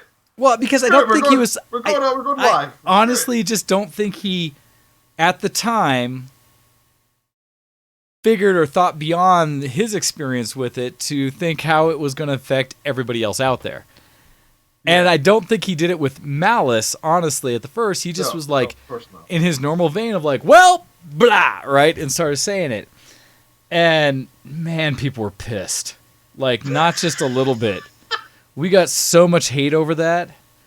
And I will say justifiably, because I would have been pissed as well. But like I said, somewhat shielded myself. And thus went and read it as fast as I could after that, just to avoid running into it again. But that's where we came up with the drop-in that was Pottergate. Dun, Pottergate. Yeah. For that exact reason. So funny. And so... I just remember, I didn't care, right? I'd already read the book as well. Well, and we used it after that for every time there was an actual spoiler we were going to use, we dropped the Pottergate drop-in. So yeah, no, that was a thing. God, it was so bad. Yeah. It's just so funny, though. It just made my, like... It's nice to have something that was so eventful and momentous that is remembered for a decade after, right? That's what was so funny. Hey, it's the fact that I can still come in and do something like LMFAO noob with 27 exclamation points in back of it. That's right. That's how smart I am. And play something like that, and anyone who has been a fan for any length of time hears that and goes, "Oh snap!" Oh yeah. Right? Yeah, I know where that's from. Yeah, it's exactly. Fun that we had that with Octail and Hordak. They were so good. So yeah. Anyhow, that is pretty much my geek for the weekend. What have you been up to? As I have taken far too much long, and I tried so hard not. I want to gush about it's okay. Endgame, but don't can't. worry. These things happen. So I thankfully I don't have very much to say anyway, so it's not a problem. Right, so I have almost. Actually, let me check how much longer I've got left on it. I am now on. I've got 4 hours remaining out of, I don't know, like 28 or something. Okay. On The Eye of the World, Wheel of Time. Oh, nice. So the Wheel of Time series. I've got 4 hours left. I don't know how that translates. Let me check the chapters. I'm on chapter 44 out of 53. So yeah, I've got very little of it left. I'll probably almost definitely finish in the next week. And yeah, the story has diverged, crossed over, new paths, new people. It started off as like this, a farmer who wants to be a hero, and it's turned into like, oh yeah, there are threads to the story, and they diverge, and they come together, and so many characters and so many things they're all doing. Yeah, it has different feels to the different parts of the story, and I'm really. The complexity is done very well. Okay. And yeah, I feel like it had a bit of a stumbling start, but I feel like it really became something pretty epic pretty quickly. Yes. I mean, so that is officially like the last book in the series? What? No, this is the first book in the series. No, that you're on. Eye of the World, first book. Oh, you're still on the first book. Sorry. I was totally like trying to figure out like where in the overall series you were. I had forgotten. Sorry. First book. That you were still getting to the first book. surprisingly. I appreciate that. Actually, no, it is. It's surprisingly big. And it makes it interesting because as you go through various volumes of the overall series, there's some that are much shorter and it kind of ebbs and flows a bit. Okay, no, cool. Okay, sorry. I'm glad you did that you reminded me because I was about to ask some spoiler level stuff. Oh, right. Yeah, don't spoil it for me. No. I'll tell you where I'm at right now. So Yes. again, spoiler alert for anybody interested. I'm not gonna go crazy because Old series, Wheel of Time. This book is back from like the 70s or 80s, the first one in the book series. So still, I would. But- if it was 2 months ago, I'd get. Well, right now I'd be annoyed if somebody spoiled. yeah. So anyhow, So basically, I'm at a point now where they're in the big. I can't remember the name of it. The big main city. okay. They were split up into different groups because they got chased by Trollocs through a forest and through the city, and they split up and they had to meet together later. Matt just came back from the edge of like, oh, I'm going crazy, because he stole that dagger from that dark god or whatever that thing is, and they just met the Ogier as a group for the first time, and he's now going on their journey, and Morgaine was like, oh yes, it's part of the pattern. Oh yes, everything's part of the pattern. And what else happened? They just opened the gateway and they entered it. That's where I got to. So that means that main character Rand has now met the Queen and the prince and the princess, and yeah, that's about where we're at. I'm quite enjoying the new classes, right? Like you know what I mean by that, right? Like World of Warcraft class types. Yeah. Because you know, again, okay, Lord of the Rings, right? You can see who the scout, who the rogue, who the mage is. They're kind of archetypes, right? Yeah. I like the fact that this is going into some slightly different archetypes where it's not just like, oh, it's a priest who's also a mage. It's like, okay, that's boring. But no, this is more like, oh no, this is somebody who has somehow become one with the wolves and can telepathically talk to them. And the Dark One is in control of the rats. But the wolves that they're in touch with aren't part of the Dark One. They're like the old god type creatures. Who knows what's going on there?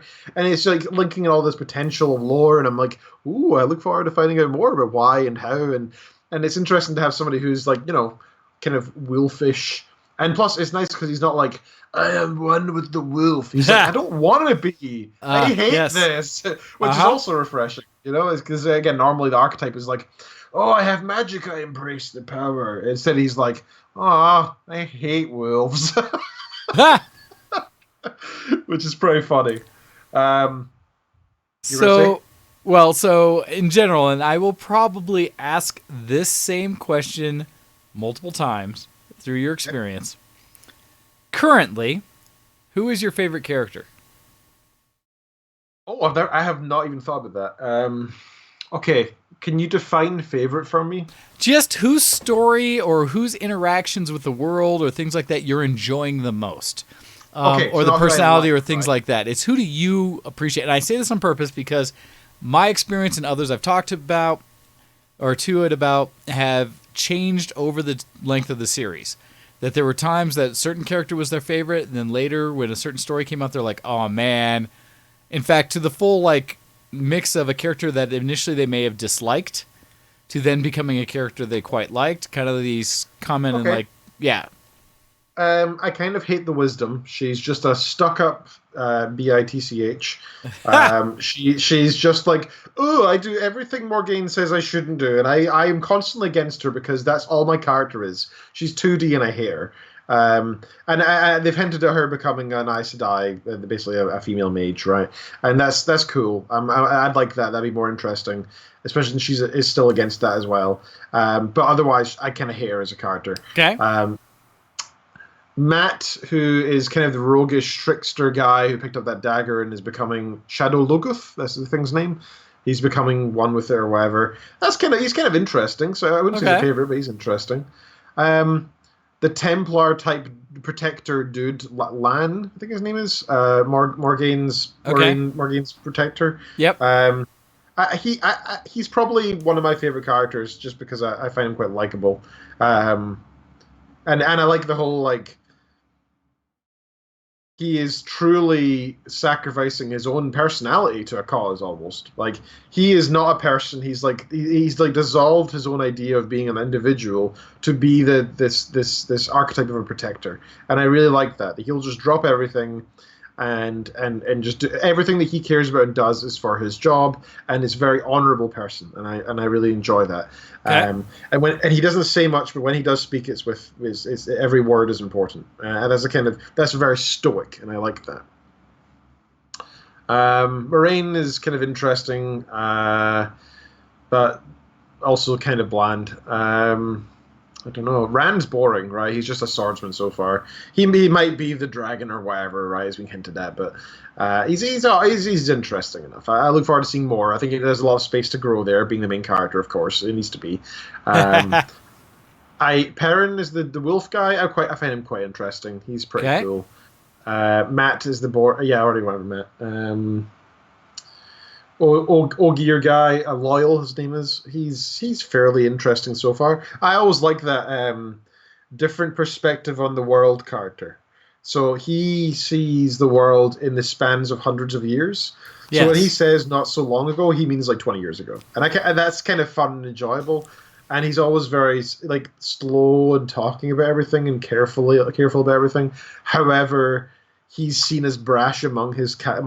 Yeah, because he's the young one of their kind, and which I like, right? Because to us, he's still this old guy who's like 100 years old and very slow, but he's like seen as like this crazy young whippersnapper amongst it, and I kind of enjoy that as well. So he's a fun character. The Dark One is a bit dull and pretty 2D so far. He's called the Deceiver.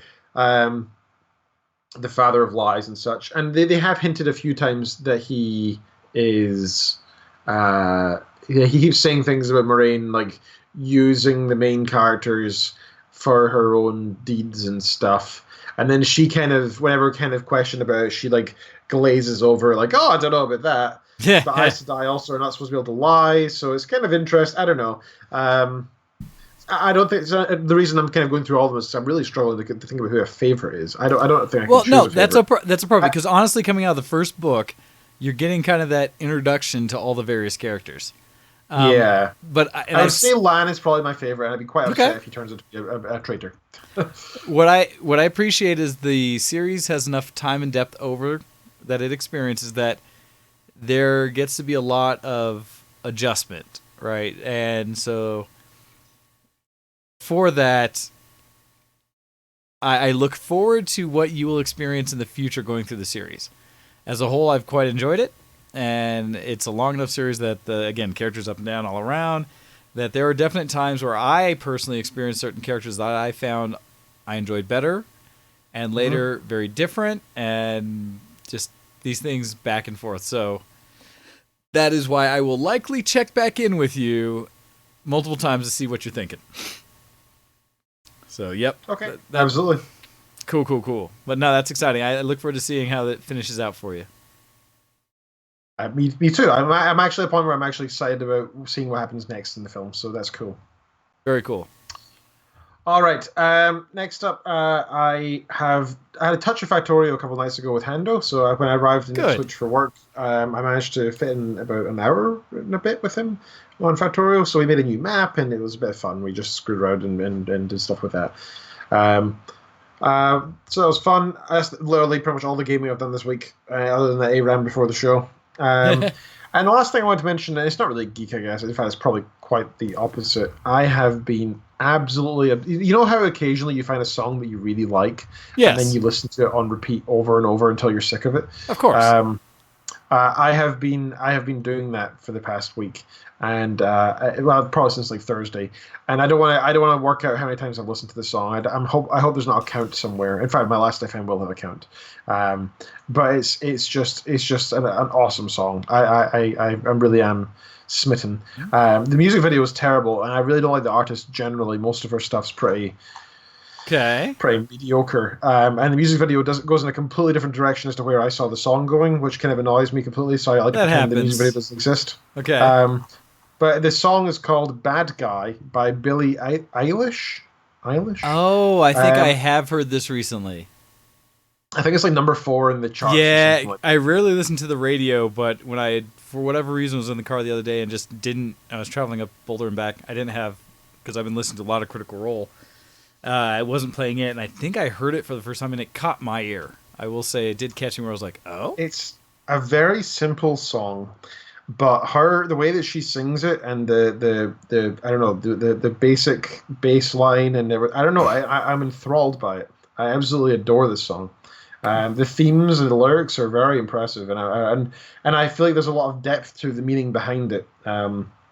Basically, this girl singing about how she's called Bad Guy. She sings how she's the bad guy. She's the guy that your mom that your mom doesn't like, that your girlfriend is afraid of, and all this stuff. And then she goes on to describe how her knees are bruised for you, and how she's an animal, but only an animal because she lets you. She'll be your animal, but only because she lets you. So it's kind of implying that she's actually in control of you, and does it through sex and stuff. And it's the kind of lyrics that are a bit poppy generally, but they're a lot darker. And I don't know. I feel like it's almost like a poetic song. Then, admittedly, the last 20 seconds has this dumb outro that I really dislike, and I've been skipping it. But the majority of the song is fantastic, and it's just I've been playing on repeat. I really have. I'm actually tempted to try and ask a couple of friends if they want to like get together and do like a cover of it, because I just love it. Wow. I'd love to play the bass line for it. Yeah. So it's called "Bad Guy" by Billie Eilish. Do check it out if you're particularly interested in finding a new song. Who knows, you might like it. But I have honestly had it on repeat, and it's in 3 days' time I'll be sick of it beyond. It'll be done. You'll be over. Yeah, that'll be the whole thing. Gotcha. So we've got 8 minutes left. All right, then there's at least one thing I need to bring up because it's timely and people might appreciate it, even though I have my own opinions on it. But article throwing it out there so that people who are tracking can follow if they choose. And that is that the BlizzCon 2019 dates and ticket details have been announced. And guess what? Prices are going up. Oh, saw this, yeah. Well, prices go up every year, but the problem is how expensive it is normally. So not every con does that.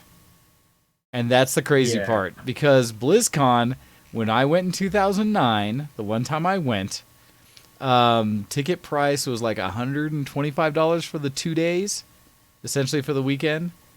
And so it's like, okay, cool. And it hasn't quite doubled, but where is it at? It says, okay. It says Blizzard is changing up how ticketing works for BlizzCon in 2019 and charging more.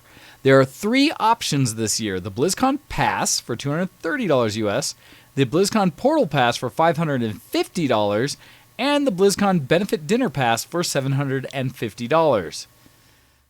Oi. Okay. Last year, it was $200 to get in the door. It says the BlizzCon Pass gets you in the door and access to pregame festivity events in addition to the statue and in-game goodies. The Portal Pass, meanwhile, includes a number of extras to justify the bigger price tag. Tickets include everything mentioned above, as well as access to the Darkmoon Fair at the fair event taking place the day before BlizzCon starts, as well as some convenience-related extras. And it also includes, first access to the show hall, preferred parking, separate lines, and access to a dedicated lounge where you can hang out and chat with Blizzard developers. And at the full-on $750 dinner pass one, is the ultimate package, gets you into the charity dinner event the night before BlizzCon, where you can meet and speak to developers, artists, and Blizzard people, along with all of the perks mentioned above. So the big reason I brought that up is I saw friends and others who were kind of like concerned that Blizzard would have anything worth talking about this year. What are their big announcements going to be? Well, I mean, that is honestly one of the concerns every year with BlizzCon is what are the announcements going to be, because there's only so much IP they have. They've slowly been adding. That's really the question, isn't it? Well, that's the thing, right? Are they going to do another expansion to one of the current games? Are they finally going to introduce a new game? Stuff like that right there. Overwatch has now been out for a while, guys, so what's next? From a major company that makes so much money like Blizzard does. And so I throw it out there mostly to say that if you are interested, you can start planning your dates now. The little bit that I've played WoW, even though I have an active account right now, I need to get back in there. I have not felt a big draw, but I do know there's a lot in our community who still play the heck out of it. And so I am kind of curious if people think that, there's going to be enough for them to care. And have you ever gone to BlizzCon? Do you want to go to BlizzCon? Something like that. I went once, and the challenges I compared to a lot of other conventions and scenes I go to, and so I'd just be kind of curious to see what people are thinking about this. And my challenge is that price going up every year is such a bummer because I don't feel like you get any more for your dollar. Yeah, I mean that's the thing. You've been to so many cons. You have a lot to compare to, and you know how good they can be for a much smaller price tag. So they have a lot to make up for. Yeah, I mean, heck, my ticket for Denver Pop Culture Con, which is 3 days of all the different things here, was $100 and something after tax, and even Dragon Con I want to say is like $110, maybe $130 for like 4 days of activities throughout. This is just Blizzard, and it's kind of like 2-ish days. And so, yeah. Thoughts. Well, that's the thing. Literally everything is literally the only thing that I'm excited for with this with BlizzCon is getting the pet in your game, the game that you can't get elsewhere. Because you can kind of show off, like, oh look, I paid for this. It's a very rare thing, and especially if you got one from years ago. That's kind of a fun thing to show off. But yeah, otherwise, I don't see the purpose in going. I don't see the draw. I really don't. I mean, I love cons. They do have great costuming, for dang sure. People who are devoted costumers and cosplayers for it, I can see that. But yeah, there's still a level of I don't know. I don't think it justifies the price point myself. That's just me. So fair enough. Anyhow, and I don't know. I don't want to steal from you, Ken. Try to give you time. Just in general. Please do. But there's one other article that came out just before the last show that I was going to bring up. That's just a silly nothing thing. There's several places you could see it, but one from Fox News talking about it is that the Stratolaunch. Had you heard of this? No. So Stratolaunch is the world's largest aircraft by wingspan. Has made its first historic flight. And what this the two plane one kind of thing. The one that's got basically a merged two fuselages.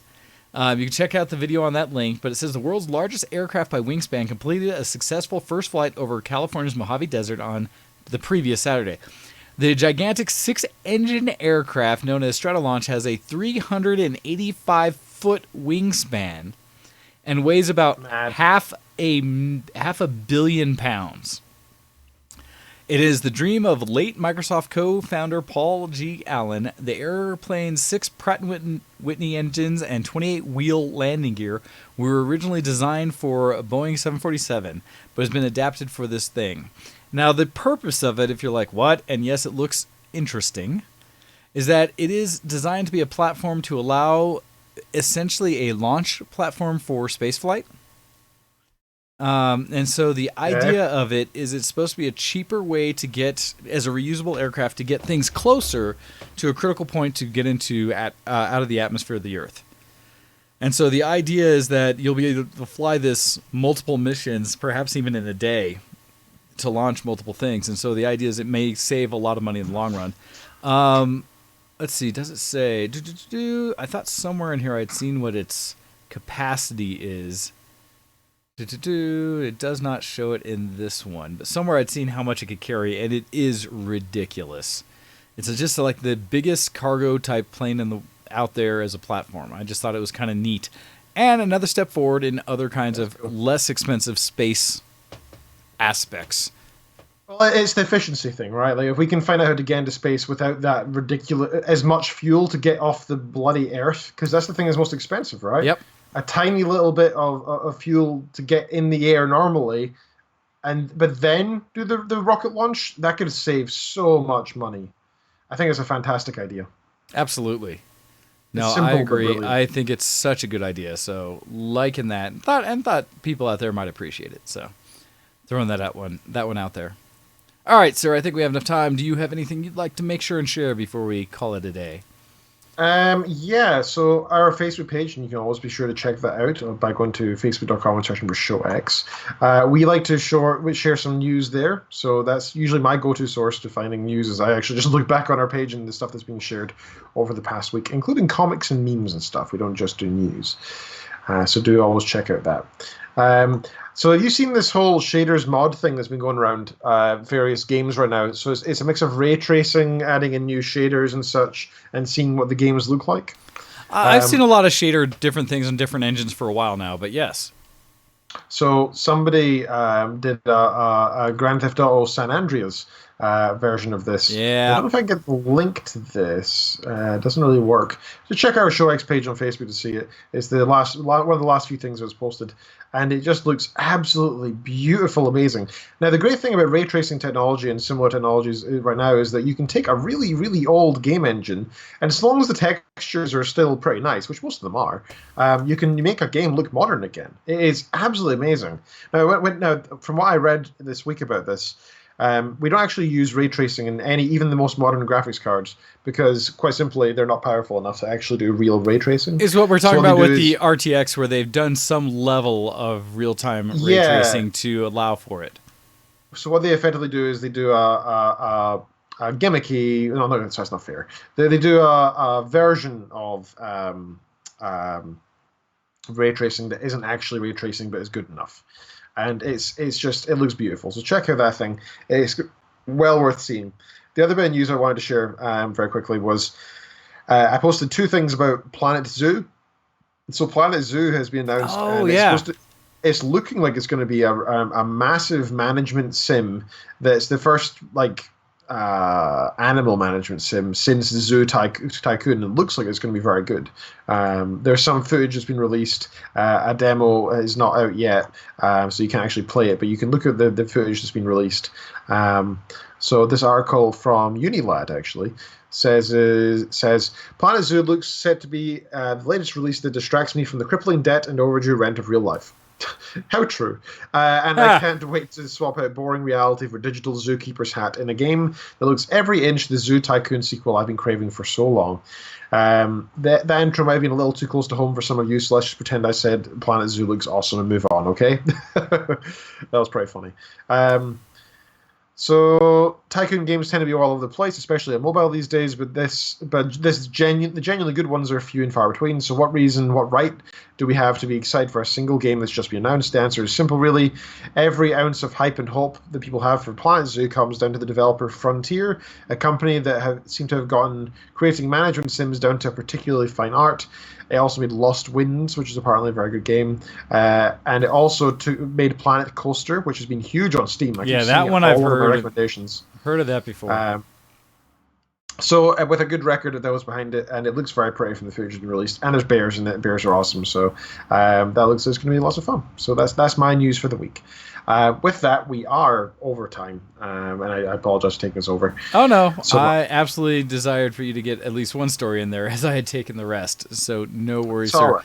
But with that, it is time for us to end it, so Ken, if you could be so kind as to get us out of here. You have been listening to ShowX live on VtWShowX.com or elsewhere. Thank you so much for listening in and watching. Check out us all over the place. You can send emails to showx@VtWShowX.com. You can follow us on Twitter, twitter.com/showx, twitter.com/.dead, and twitter.com/gohex for the show, for Mr. Wayne, and for myself. You can also, like I said, like us on Facebook, search for ShowX and like us there. Be sure to take part in the Reddit discussions, reddit.r/ShowX. Reddit.com, that is, /r/ShowX. You can also support us on patreon.com/ShowX there too. And thank you so much for having me on the show, sir. Absolutely, and thank you for joining me again this week. Much appreciate all you guys for listening in to what we've got to say each week on showx@vtwproductions.com. Please feel free to email us in at showx@vtwproductions.com with your Geek Cred, stories you've seen, things you'd like to make sure we talk about, as well as posting for any discussions on our Reddit page so that we can get in there and know what it is you guys are up to. With that, we will catch you again next week. We will be in the Discord, at least for a little bit after the show, so if anyone wants to play some ARAMs or things like that, please hit us up. If you need details for the Discord, just message us. With that, we will catch you again next week, and hope you guys have a good time. Bye, everybody. Goodbye. See you next zombie.